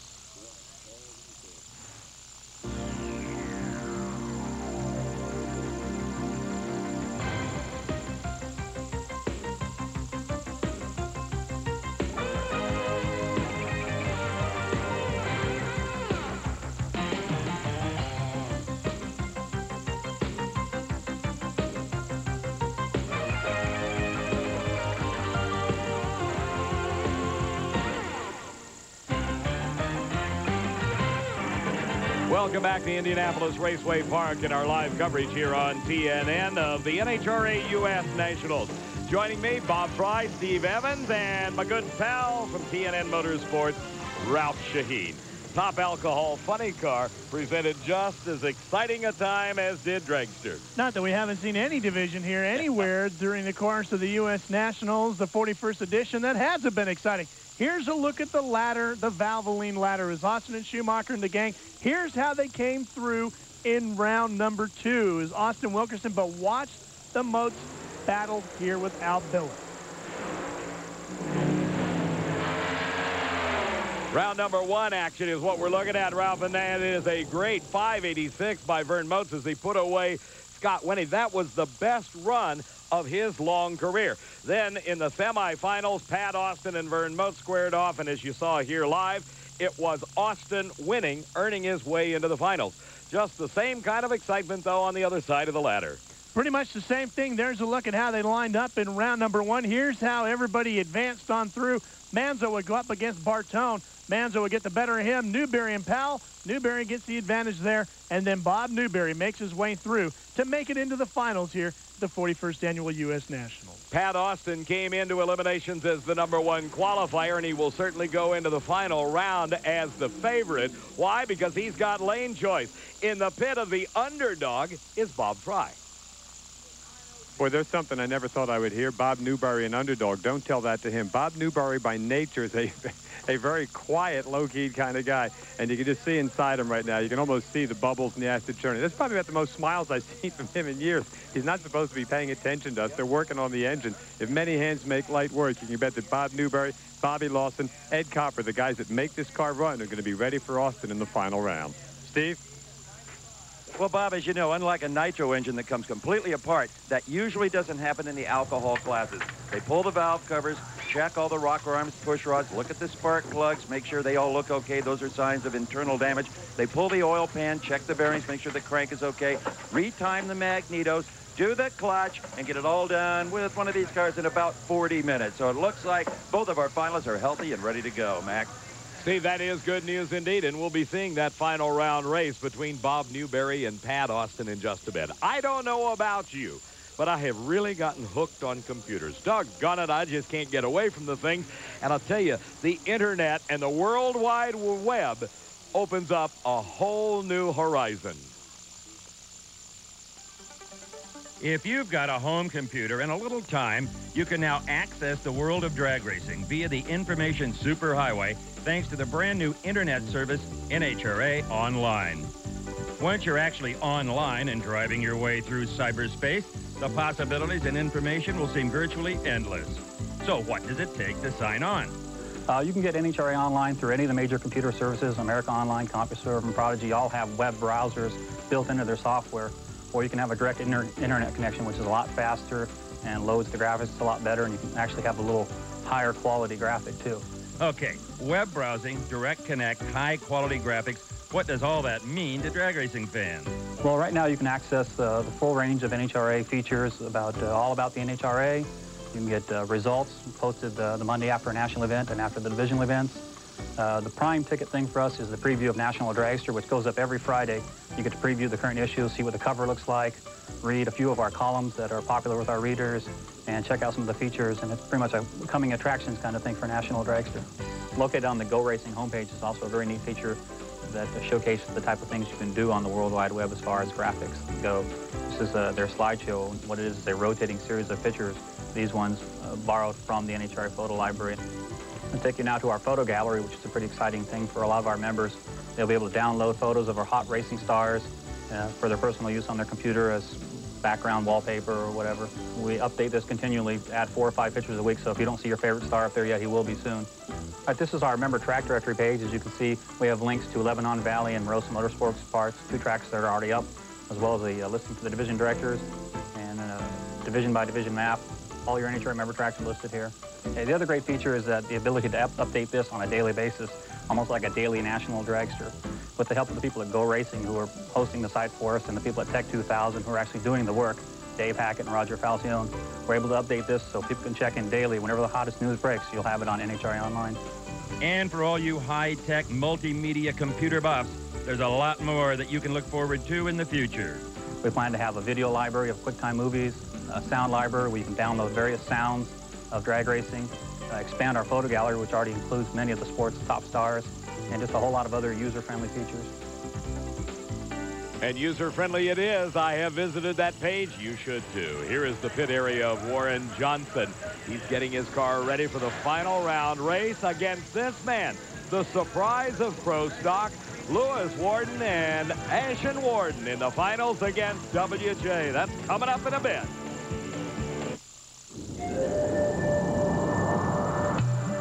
Monroe. Give me a break me off the grease when I kick that bar. Give me a break, give me a break. Break me off a piece of that Kit Kat bar. You know, that youngest Wallace brother might get to be a problem.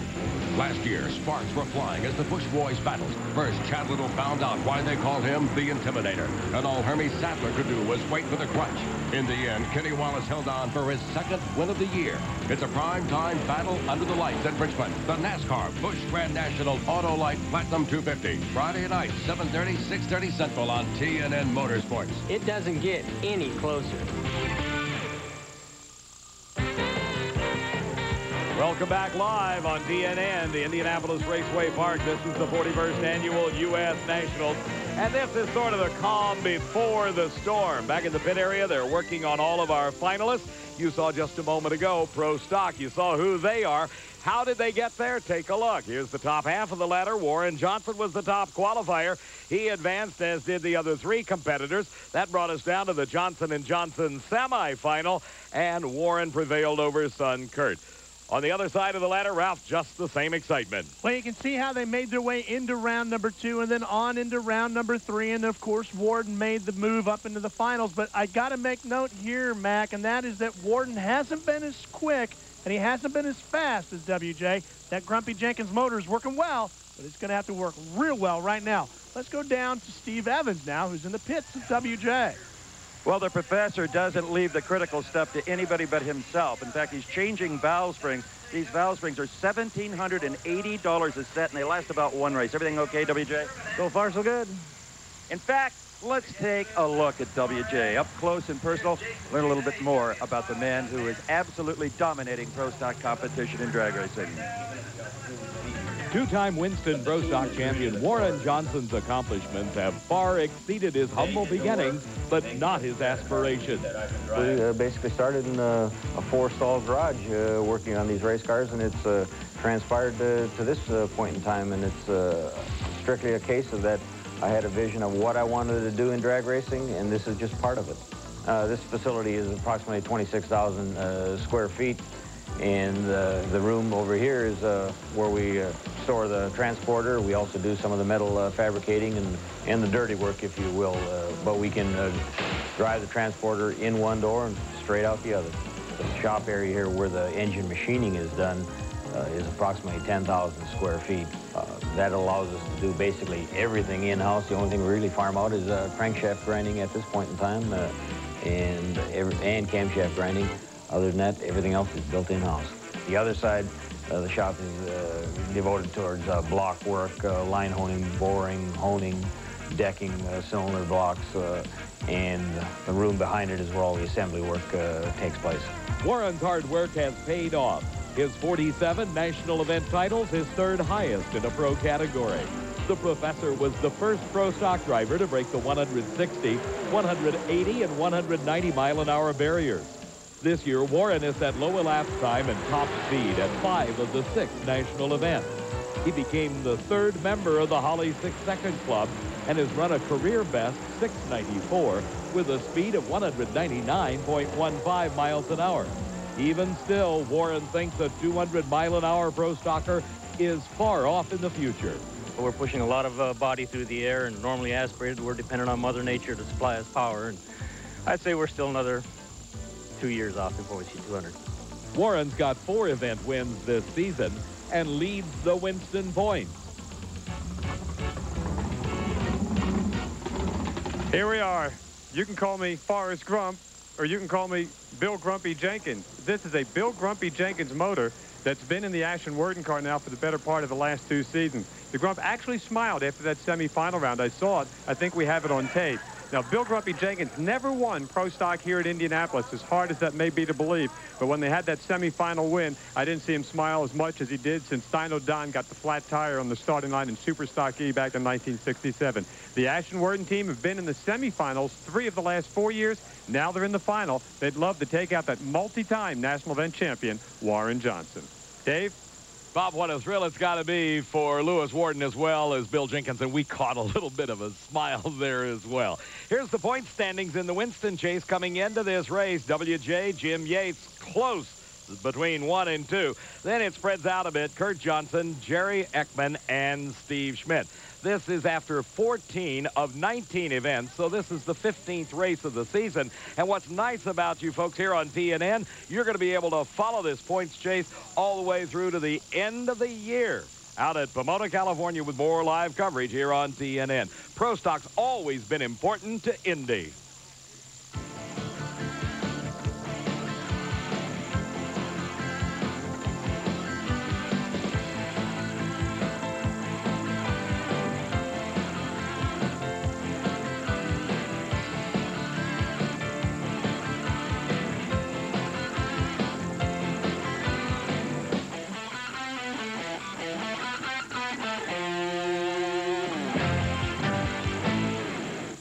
Today's exclusive coverage live on TNN of this 41st annual U.S. Nationals is brought to you by All Pro Bumper to Bumper, the auto parts specialist. Here at Indianapolis Raceway Park, one of the favorite categories of all is that of funny car. Nitromethane, 5,000 to 6,000 horsepower, a replica body that resembles an American-made car, and the fans here this weekend absolutely loved it. John Force qualified number 1 and advanced into round number 2. He has been dominant throughout all of eliminations. You can see the way he's weighted his way through this field to reach the finals. His opponent, also the dominant car on his side of the ladder, Ralph. Well, the McDonald's car of Cruz Pedregon did basically the same thing, Mac. You can see he swung his way through. But the thing to take note of here as we get set now for the final round is that last semifinal round, Force got much weaker. Pedregon got even stronger. And now it's up to Federle and Coyle to see if they got anything left in their bag of tricks to hype up that hot rod of John Force. What do you think, Steve Evans? Why don't we find out from the man himself, Austin Coyle? You do not want to take a 530 hot rod to that starting line against Cruz. No, we sure don't, and you can bet we won't. It'll be cooling off a little bit up there, and look, we found our problem, and I'll bet you we'll be up to the task. I think he's been talking to this computer here. Force, he's ready. Look how quiet. Look how composed he is. Bob? We're in the McDonald's pit area, and we just wanted to mention that Kevin Butterfield, one of the crew members for the team, was injured a little while ago. They had a little backfire in the engine. It had some fuel come up, got into his eyes a little bit, but he's going to be okay. The rest of the McDonald's crew, Larry Frazier, the co-crew chief over there, getting this thing set. They love being in the finals. Historically, the McDonald's cars have always done well in the finals, going back a couple of years when it was Cruz and Ed McCullough who doubled up and won for the Mickey D's team. The brain trust is all here, including the coach. Joe Gibbs is here, and he's doing a little confab with Mike Green and the rest of the guys, trying to find out what they've got to do to stop John Force. Interesting, you heard Force after that semifinal say we might have to hop it up. Historically, what this team has done when they've had Force in the final is hop it up and smoke the tires. I'm telling you, they need to run a 5-10, and they can take out John Force in the finals. Dave? Bob, they may need that 5-10 because when Austin Coyle says, hey, we're going to hop it up, look out. John Force has got the lead. Al Hoffman hoped to be able to pull off the coveted double, winning the Big Bud shootout in the U.S. Nationals, but that all went away, as did his points earnings hopes. Cruz Pedregon could advance, followed by Chuck Etchells and Dean Scusa. That's the top 5 after 14 events. But John Force has been dominating funny car competition throughout most of the year, and you're going to get a big break because you get to follow the rest of the points chase for practically the entire remainder of this season. The concluding event comes up on Halloween weekend, the last weekend in October, out at Pomona, California, and we're going to be there live right here on TNN. As I said earlier, one of the coveted wins at Indianapolis is to double up in the Big Bud shootout and the U.S. Nationals. This year it would have amounted to a couple of $100,000. Kenny Bernstein's done it.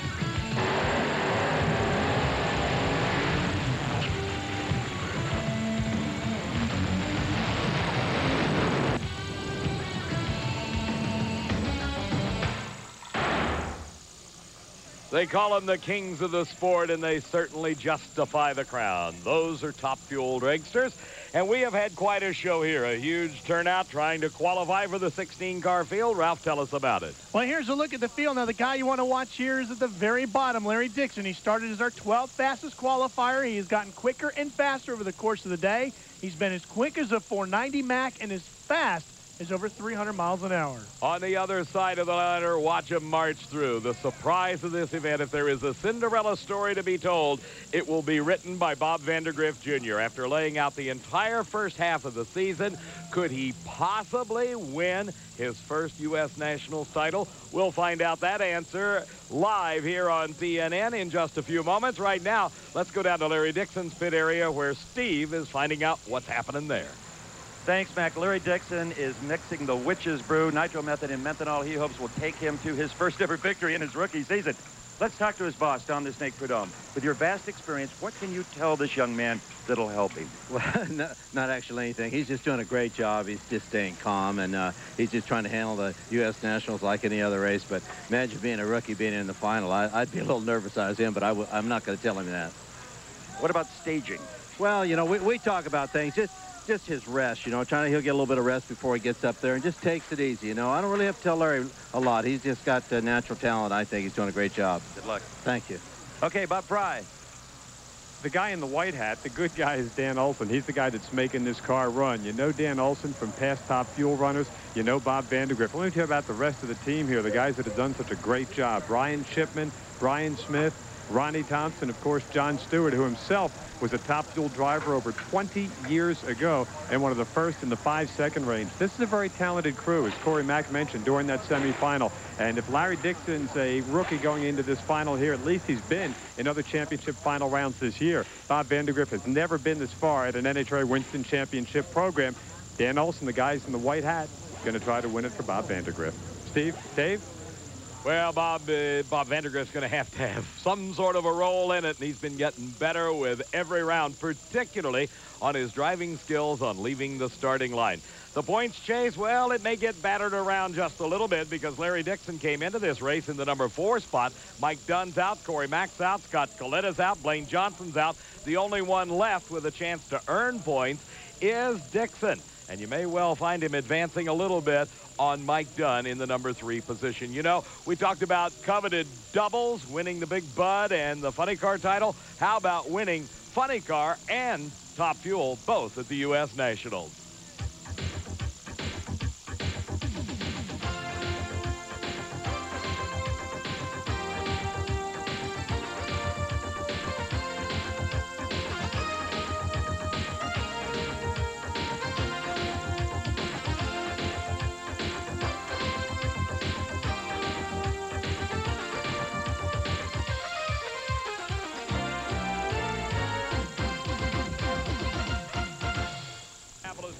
bargain if you think you want to win a pro title here. How about all of our sportsman categories of competition? This also is the most coveted race for them to win. There's lots of different categories. Let's take a look at them and maybe help you understand them. Basically, if it has 4 wheels and an engine, there is a place for just about any automobile in NHRA competition. By far the most popular single class of car among the sportsman entries here at the U.S. Nationals is Super Gas.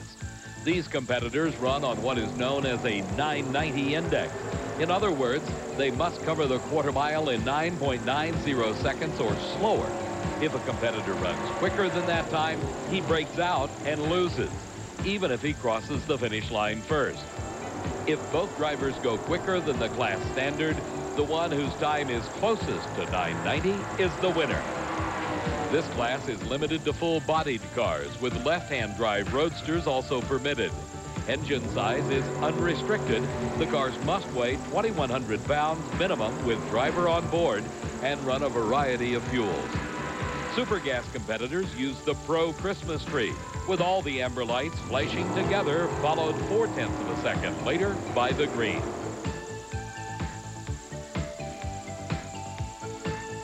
The next most populous class here at Indy is Super Comp, which also runs on a Pro tree, but with the class standard being 8.90 seconds. Many of the technical specifications are similar to Super Gas, but here dragsters are permitted, along with other pure race car designs. Minimum weight with the driver is a mere 1,350 pounds, and some cars reach speeds in excess of 170 miles an hour. For more familiar-looking cars and trucks, Stock Eliminator features 83 different classes based on engine horsepower to weight formulas. Entries must be 1960 or newer.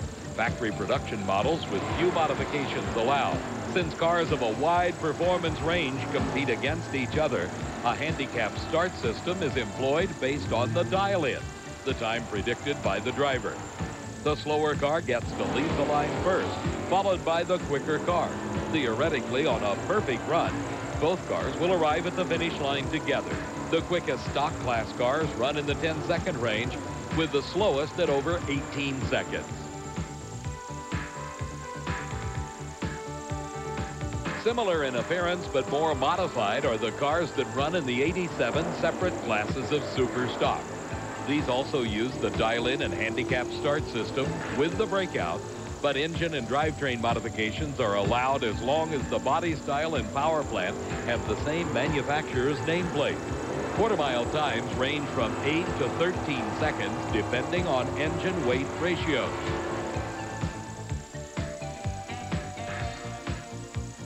Another class with a wide variety of entries is Competition Eliminator. Everything from dragsters to alters to street roadsters to super modifieds run according to an index, a predetermined performance standard. These also run on a handicap starting system, but unlike the other categories, the first car to the finish line is the winner. Speeds in excess of 200 miles an hour are not uncommon in the quicker dragster classes, with times under 7 seconds. Now that you have learned everything you ever wanted to know about sportsman racing, we sincerely hope you have a little better understanding of it, because here we are live on TNN at the U.S. Nationals. For the first time ever, you are seeing the Super Gas final round. It is in the near lane, the far lane rather. You see Sheldon Gecker. He's driving his 91 Dodge out of Peoria, Arizona. Gary Linkhorn is opposite him in his 68 Camaro. Remember the index, 9.90. Very tough racing, Ralph. Gecker's one of the best in the business in a red light, amazingly. Sheldon Gecker just dropped the hammer way too soon. His hopes for 3 wins and a U.S. Nationals title this season went down the tubes. So you can see inside the Camaro, Gary Linkhorn celebrating his win. The Cumberland, Ohio driver ran 9:08. He knew he had it won the moment he left the starting line. And Gecker really is known as one of the best in the business when it comes to super gas, and that just adds even more to his frustration. All right, down at the starting line, Bob Fry follows these sportsman racers throughout the year on the Winston Drag Racing Series. As our super comp finalists burn out, Bob, a little surprised maybe at Sheldon's actions there? Yeah, the nerves in the finals of the U.S. Nationals are going to get to everybody no matter how long you've competed. We got one of the Richardson boys against Jason Jude up on the starting line in Super Comp. It's an 890 dial. Some very interesting sportsman stories developing as we get a chance to show you each of these live here on TNN. We'll tell you a little bit of a tidbit about the cars that are coming up. Richardson here is the odds-on favorite, has always done well. Judy in the Coastal car has never won a national event before. Tough way to do it to try to beat Richardson at the U.S. Nationals. Dave? The number one on the side of his car, not only the side of his sponsor, but also number one, indicating he is the reigning Winston champion, Scotty Richardson, one of the best this sport's ever seen. We talk about a breakout. That means with an 890 index, you cannot run quicker than that time. If you do, you lose. It's the means of controlling the cost of racing. Look at this. At the finish line, Scotty Richardson wins it 891 to an 892. The drivers know who has won. As you can see, Scotty's celebrating. The car pretty much steering itself. He went 148 miles an hour on that pass. And Scotty Richardson, the U.S. National Super Comp champion. We go now to our next category of competition, which is stock eliminator. An interesting matchup here, Bob. Bob's a bit busy as the Cammer and Cammer car. That is the Duster, driven by Ray Grice out of Aiken, South Carolina.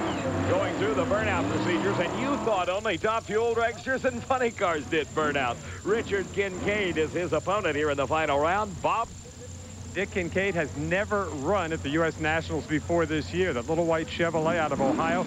We saw him in a live final from the Winston Select Invitational at Rockingham a couple of years ago on TNN, and he beat Ray Grice in that race. Good matchup here. Dave? This is handicap racing. The slower car getting the physical head start, and the nerves just got too much for Ray Grice. A red light by only 7 thousandths of a second too soon. His first appearance at the U.S. Nationals logged his first win. As Richard Kincaid says to himself, hey, I did it. I just won the biggest race of them all. Look at this. He knows where the cameras are. Richard Kincaid, 50-year-old insurance broker from North Canton, Ohio. Oh, he'll have something to tell his grandkids about for years to come. And even had time to roll down the window to stick his hand down. Here's the next pair. We're into Super Stock Eliminator.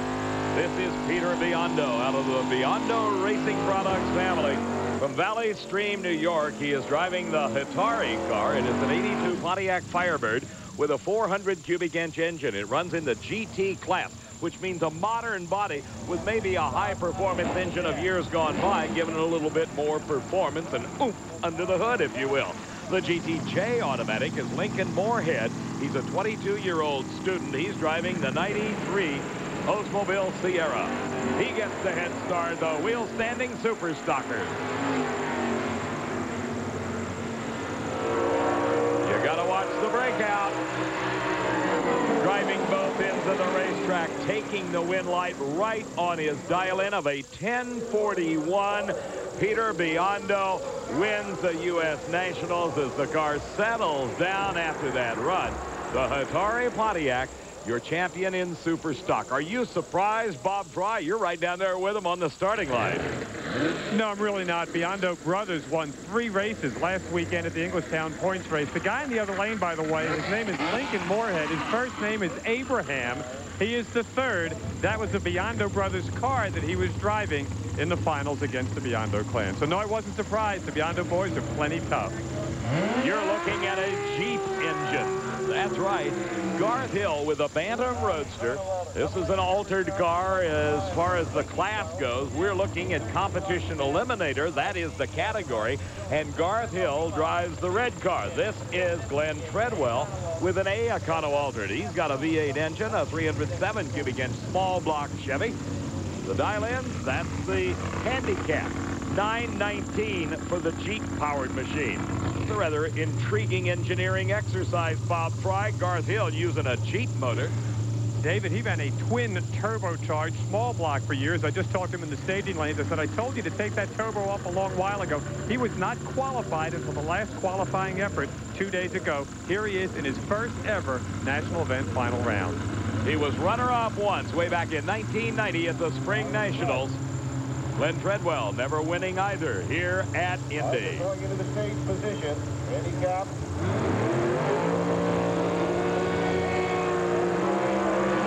And Garth Hill makes a mental mistake. You saw the red light showing.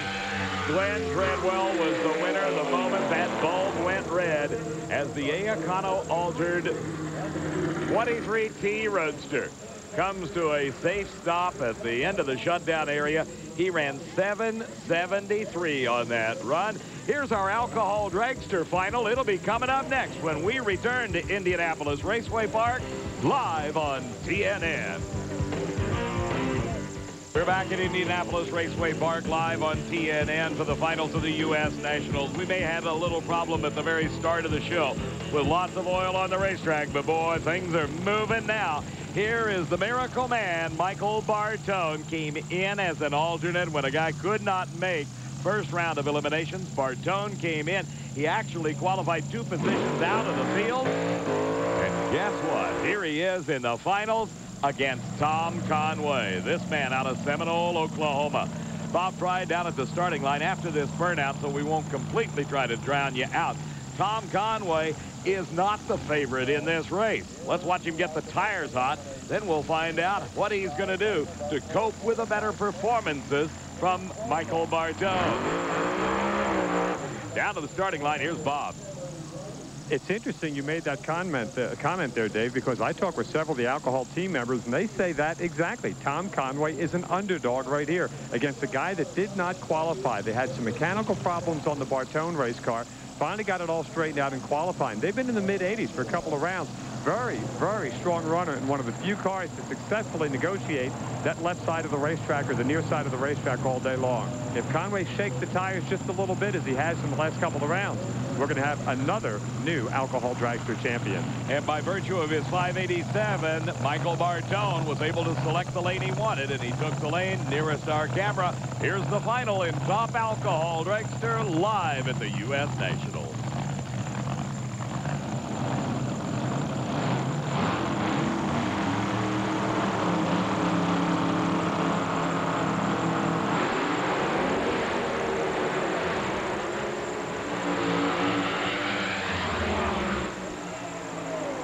There you have it, another winner. Look at Bartone inside that car. He can't believe it. The crew can't believe it. All they know is it is going to be party time tonight as Michael Bartone runs 587 at 232 miles an hour to win his first ever U.S. Nationals title and to keep the string alive. Another different winner in one of the toughest categories of all. Take a look at this in instant replay. Ralph Shaheen, this was a great job. Tom Conway had an advantage, but he lost some traction at the starting line. Well, Conway did have the jump. He had him at the lights, but as they moved their way down the racetrack, just keep an eye on that Bartone entry because he consistently starts to pull away. He'd been in the 580s all day long, Mac, and he finished right where he began.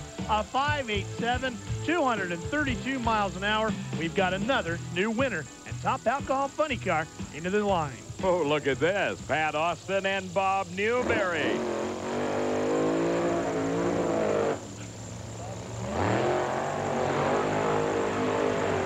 The Castrol Syntec Oldsmobile driven by Pat Austin. Bob Newberry at the wheel of his Oldsmobile Achieva bodied entry out of Key Auto Parts. Bob Fry, what's the book on this match? Well, the book here is it's a toss-up. You got a guy coming out of the #1 qualifying position and against the guy that's never won this race before. This one should be a dynamite drag race, and it's probably going to take a 95 or quicker to win this one. Bob Newberry's machine coming in has picked up some valuable Winston points in that chase with Frank Manza because he took him out earlier. Pat Austin has not been to a final here at Indy in quite some time. Both the top fuel and the alcohol car have struggled, but he and his father and his brother have this car running real well since the middle part of the season, and I expect this to be a very, very close drag race. Dave? Well, Pat Austin is certainly no stranger to the winner's circle here at IRP. 4 times he has visited that in top alcohol money car, once in top fuel. But as Bob noted, it has been some time indeed since he has done well at Indy. Now he is just one run away from winning yet another title.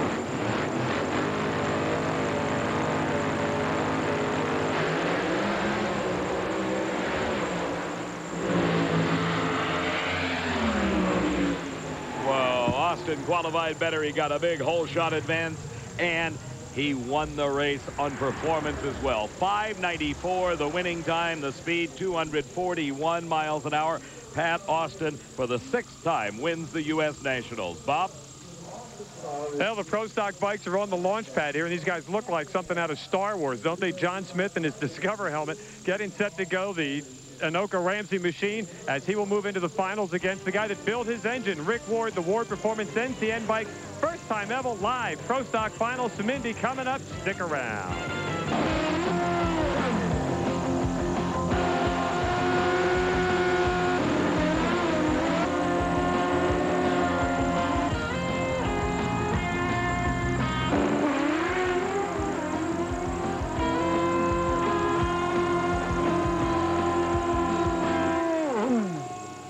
We're live here at Indianapolis Raceway Park in the finals of Pro Stock Motorcycle. Our guest commentator once again, Steve Johnson, the Slick 50 bike. Won the final everybody expected. No, it's the Minnesota guys. Can't wait to see what's going to happen, but the guys got to have a green light to be able to get through, and there's been a lot of red lights, so we'll see what happens. Well, there's nothing like a little pressure to bring out the best or worst in some people, and of course you got to be right on the number when you leave that starting line. You've got to be able to cut the good light if you hope to be competitive.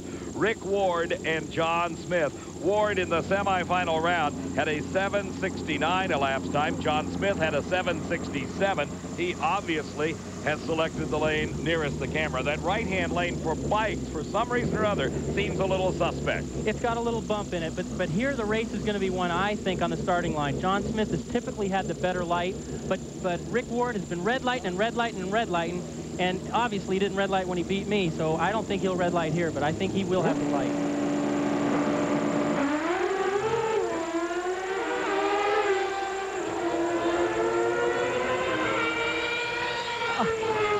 There is only 0.02 of a second difference on the starting line, but there is a mile difference at the finish line. 7:67, the winning time for Rick Ward, a 7:69. The losing time for John Smith. Are you surprised as we watch in replay as Rick Ward takes his first ever national event title? Well, the only thing I've been right on today was the guess that Rick Ward was going to cut a light, and he did. He did a great job. The other team actually Rick Ward is the engine builder. He's very, very quiet, so if we do an interview with him, you'll really have to suck out some kind of energy from him. But this is the first time he's won an NHRA Winston drag race, and he will be, maybe, you'll get him out of his shell. Well, if you're going to win one, it might as well be the granddaddy of them all, right, Steve? They say you're a real quiet guy. This is not the time to be quiet, Rick. It's going to take a long time to sink in. We're just glad we could do it today with our sponsors here. That's the bottom line. We're very happy for you. Thank you. Bob? Pro Stock finals getting set. Warren Johnson, and he's the guy that would have to be the prohibitive favorite. He's done this a long while. Been racing here at Indy, believe it or not, since 1968. And he comes out of that #1 pole position. What of the Lewis and Worden team? Ash and Worden, what do they have to lose? Probably nothing. They're here in the finals. We're going to try to see if the Grump will smile. The Pro Stock final live next on TNN. Miles an hour is like being in the space shuttle, so I've never been in one. But I can tell you this, it's like a runaway freight train. NHRA on TNN Motorsports. It doesn't get any closer.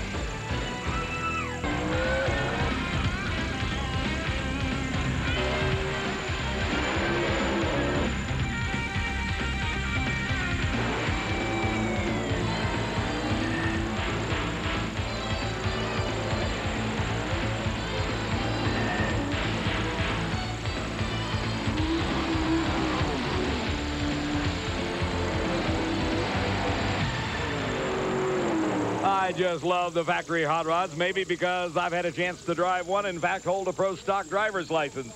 But I have no desire to be out there with them. I know this guy does, though. Mark Powig, the driver of the Summit Racing Oldsmobile. Here we are into the finals. We just saw a first-time winner ever at a national event take home a title in pro stock motorcycle. The same thing could happen here in pro stock with Lewis Warden.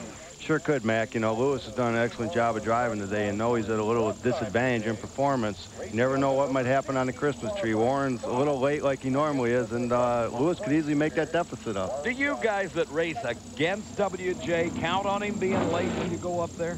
I don't, because he always seems to catch a 4:30 against me, but no, we have to go out there every run and just do the best we can and hope we win. Sometimes we talk times and numbers that you may not understand sitting at home. Let me just tell you that the yellow lights on that Christmas tree flash for 0.4 of a second before the green light comes on. A perfect light, when we refer to it as a 0.400.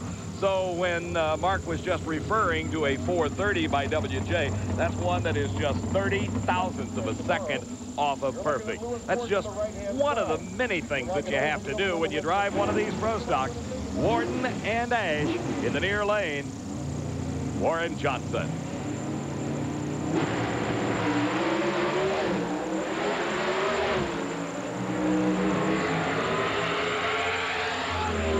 Much closer than Warren Johnson would have expected. He used a 7:05 to win to a losing 7:12. Neither driver cut a good light, so we won't even embarrass them by telling you how bad it really was. The only thing I can tell you, only about 100th of a second separated the two off the starting line, but they're not going to write home to Mama and tell them, hey, we did really good at Indy on reaction times in the final round. Warren Johnson won this one again. Look at that performance, 7:05 at a speed of 197 miles an hour plus. It's cooling off out there, Mark. Sure is, Dave. The track's really coming around, and Warren really shows the horsepower there by his top-end speed. He outran Lewis by over 5 miles an hour, and you got to give it to the old professor. He's done it again. 4 consecutive years, Warren Johnson has won the U.S. Nationals, and what does his crew begin to do? Well, celebrate, of course. What else are you going to do if you win your 4th consecutive U.S. Nationals title in one of the toughest categories of them all, Pro Stock Eliminator? And just maybe, we might be able to see a smile on Warren Johnson's face. Steve? I see a sigh of relief more than a smile. I'll tell you, 4 in a row, this is absolutely unbelievable. U.S. Nationals, Indy, everything that it means more to us, GM Performance Parts, Oldsmobile, AC Rochester Products, Delco Battery, everybody involved that gets this car to the racetrack and gives us the opportunity to do this. 4 in a row, unbelievable. Congratulations, Professor. Bob? I detected a bit of emotion in the voice of Warren Johnson. It can get to you. He's got a big lead now over Jim Yates. Kurt Johnson trails in 3rd, followed by Jerry Ekman and our special guest, Mark Powig. Let's go down to the starting line. Here's Bob. All is ready now for the finals in the Fuel Funny Car category. Cruz Pedregon, who's making a habit of going to the championship final round here. Larry Frazier, the assistant crew chief. Joe Gibbs on hand here this weekend. And they've got to get this team ready because they got to take on John Force. Don't beat yourselves, guys. And you folks at home, stay around and watch the Great Funny Car Final live. Welcome back to Indianapolis Raceway Park. We're down with 2 pairs of cars remaining. And ladies and gentlemen, I'm not the Hollywood man. He's the guy sitting next to me, and this is an all-time first. Casey Spurlock has removed his sunglasses for you folks at home on TNN. Here we go into the finals, Casey. You drive the Fruit of the Loom car that felt the sting of John Force in the semifinal round. Dave, the McDonald's car has been the most consistent car this weekend in the heat, but I don't look for him to win this race. John Force is going to pull one out of his bag of tricks. Austin Coy and Bernie Federley have a pretty big bag over there. It's cooled down a little bit. The track has come around in both lanes. It's going to be a tough race, but I look for Force to pull it out. You weren't privy to the information that we gained in our pit interviews, and that's exactly what Austin Coyle said. It's cooling off. Look for John Force to make a major improvement. He has been the only 5-0 car this weekend. Yes, Cruz with Bob Brand and Larry Frazier. That's Bob right there. The crew chiefs on that race car, they have been able to get him down into the low 5 teens at over 300 miles an hour with some consistency. But what have Force comes out and straps another 5.0 or even a 4-second elapsed time on it. John's very capable of running another 5.0. It's been a tough weekend for John Force. He had to admit to 160,000 people this weekend that I'm the new burnout king. He needs to win the U.S. Nationals just to hold his head up. Speaking of those burnouts, hey, you guys just go after it, don't you? Well, we really do, Mac. The fans love it. They come up to me and they tell me about it. That's what it's all about. Drag racing's entertainment. As long as they love it, as long as I can do it, I'll be there. Well, you don't have a nickname of Hollywood for nothing, that's for sure. Right now, though, here it is for all of the championship honors at the 41st running of the U.S. Nationals. John Force. For 3 years, it has been Cruz Pedregon's opportunity to make this final round. He's had his share of wins, as has Force. But if you have a coveted title in motorsports, it's this one. This is the big one. This is the one we all dream about. Pedregon will be in the near lane. The lane choice went to the cruiser. Force on the far side.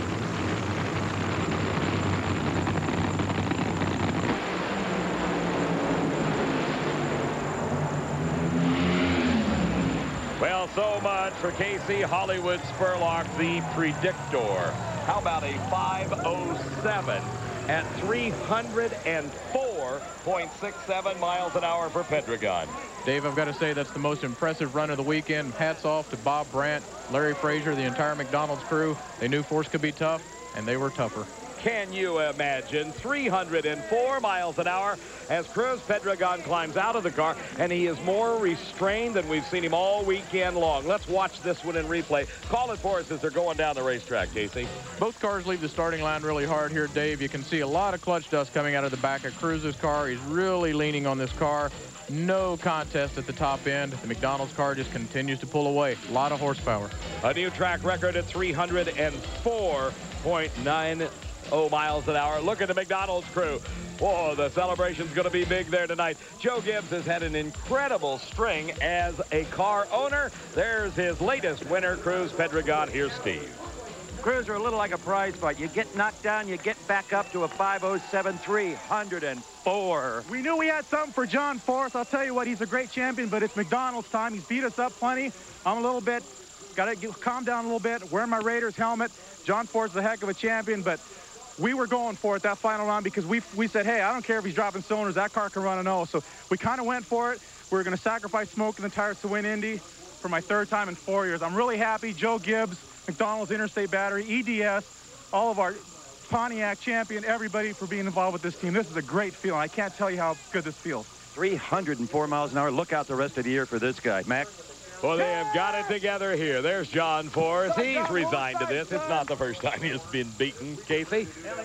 John is a great champion, win or lose. I guarantee he's going to walk over to Cruz. And he's got a big lead now in the Winston chase over Al Hoffman. Pedregon solidifies his hold on 3rd. Chuck Etchels. Dean Scusa wraps up the top 5. Let's go to the starting line. Here's Bob.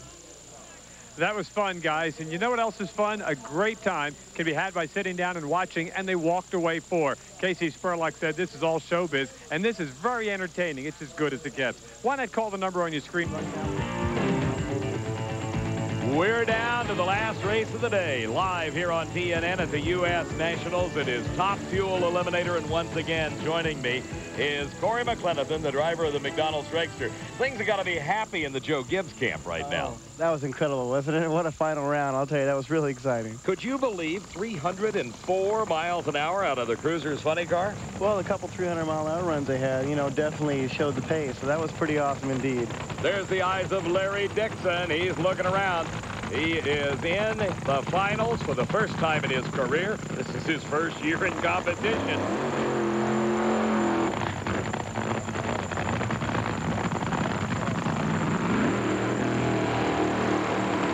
At the wheel of Don Prudhomme's Miller Genuine Draft car, Larry Dixon up against Bob Vandergriff Jr. at the wheel of the Jerseys entry. In the semifinals, Dixon went 4.903.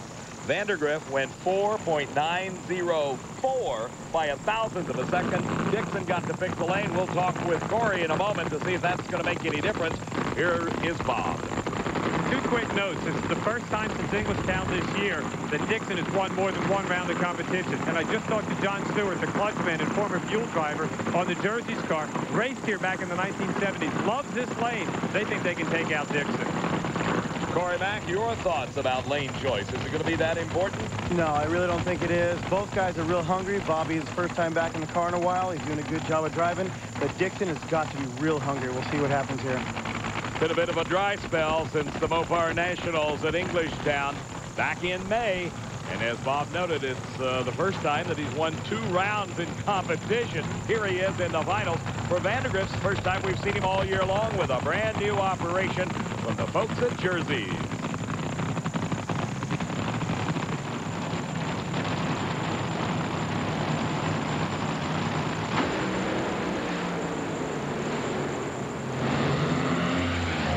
Nearly identical reaction times. The parachute, I think, fell out on Bob Vandergrift's car. Larry Dixon has won the U.S. Nationals for Miller Genuine Draft, and more importantly, for Don the Snake Prudhomme, his car owner, who retired after a brilliant 30-year career at the end of the season last year. 4:93 the time, but who cares? He won the race. Watch again in replay. Tell me what you think went wrong with Bob Vandergrift's car. Well, both cars, I mean, made the quick move. They're right there glued next to each other.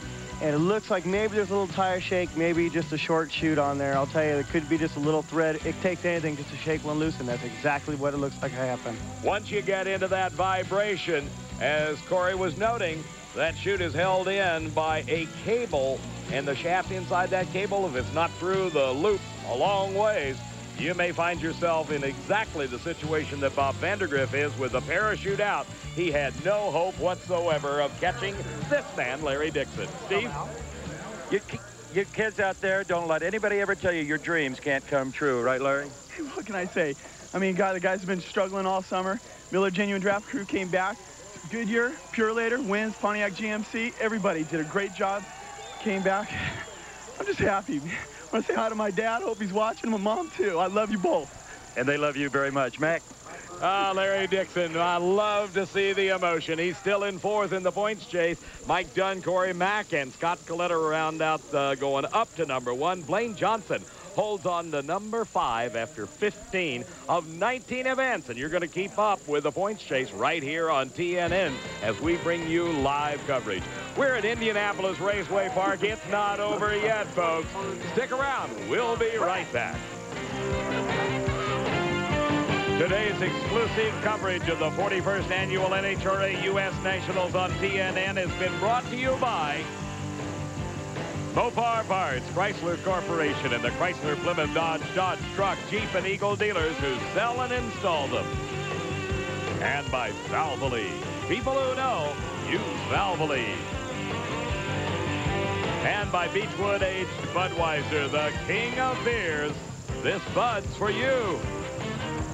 The Mopar High Performer of the day is none other than Cruz Pedregon, the engine in his McDonald's funny car, our Mopar derivative. Congratulations, Cruz. Let's go to Steve. Well, Mac, I know there was some suspicion looking at the video that the parachute may have come out early, Bob Vandergrift. The motor shut off, and when it threw me forward in the car, I hit the parachute button, but I was done by then anyways. Our congratulations on a great effort. Thank you. Dave? Steve, thanks for the update. That answers the question, exactly what happened to Bob Vandergrift. We hope you have enjoyed it. It's been so much fun for us.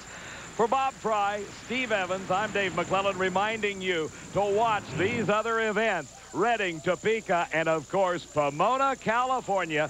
We'll have the Budweiser Classic for Top Fuel and the Winston Finals. For everybody involved here at Raceway Park and live on TNN, so long.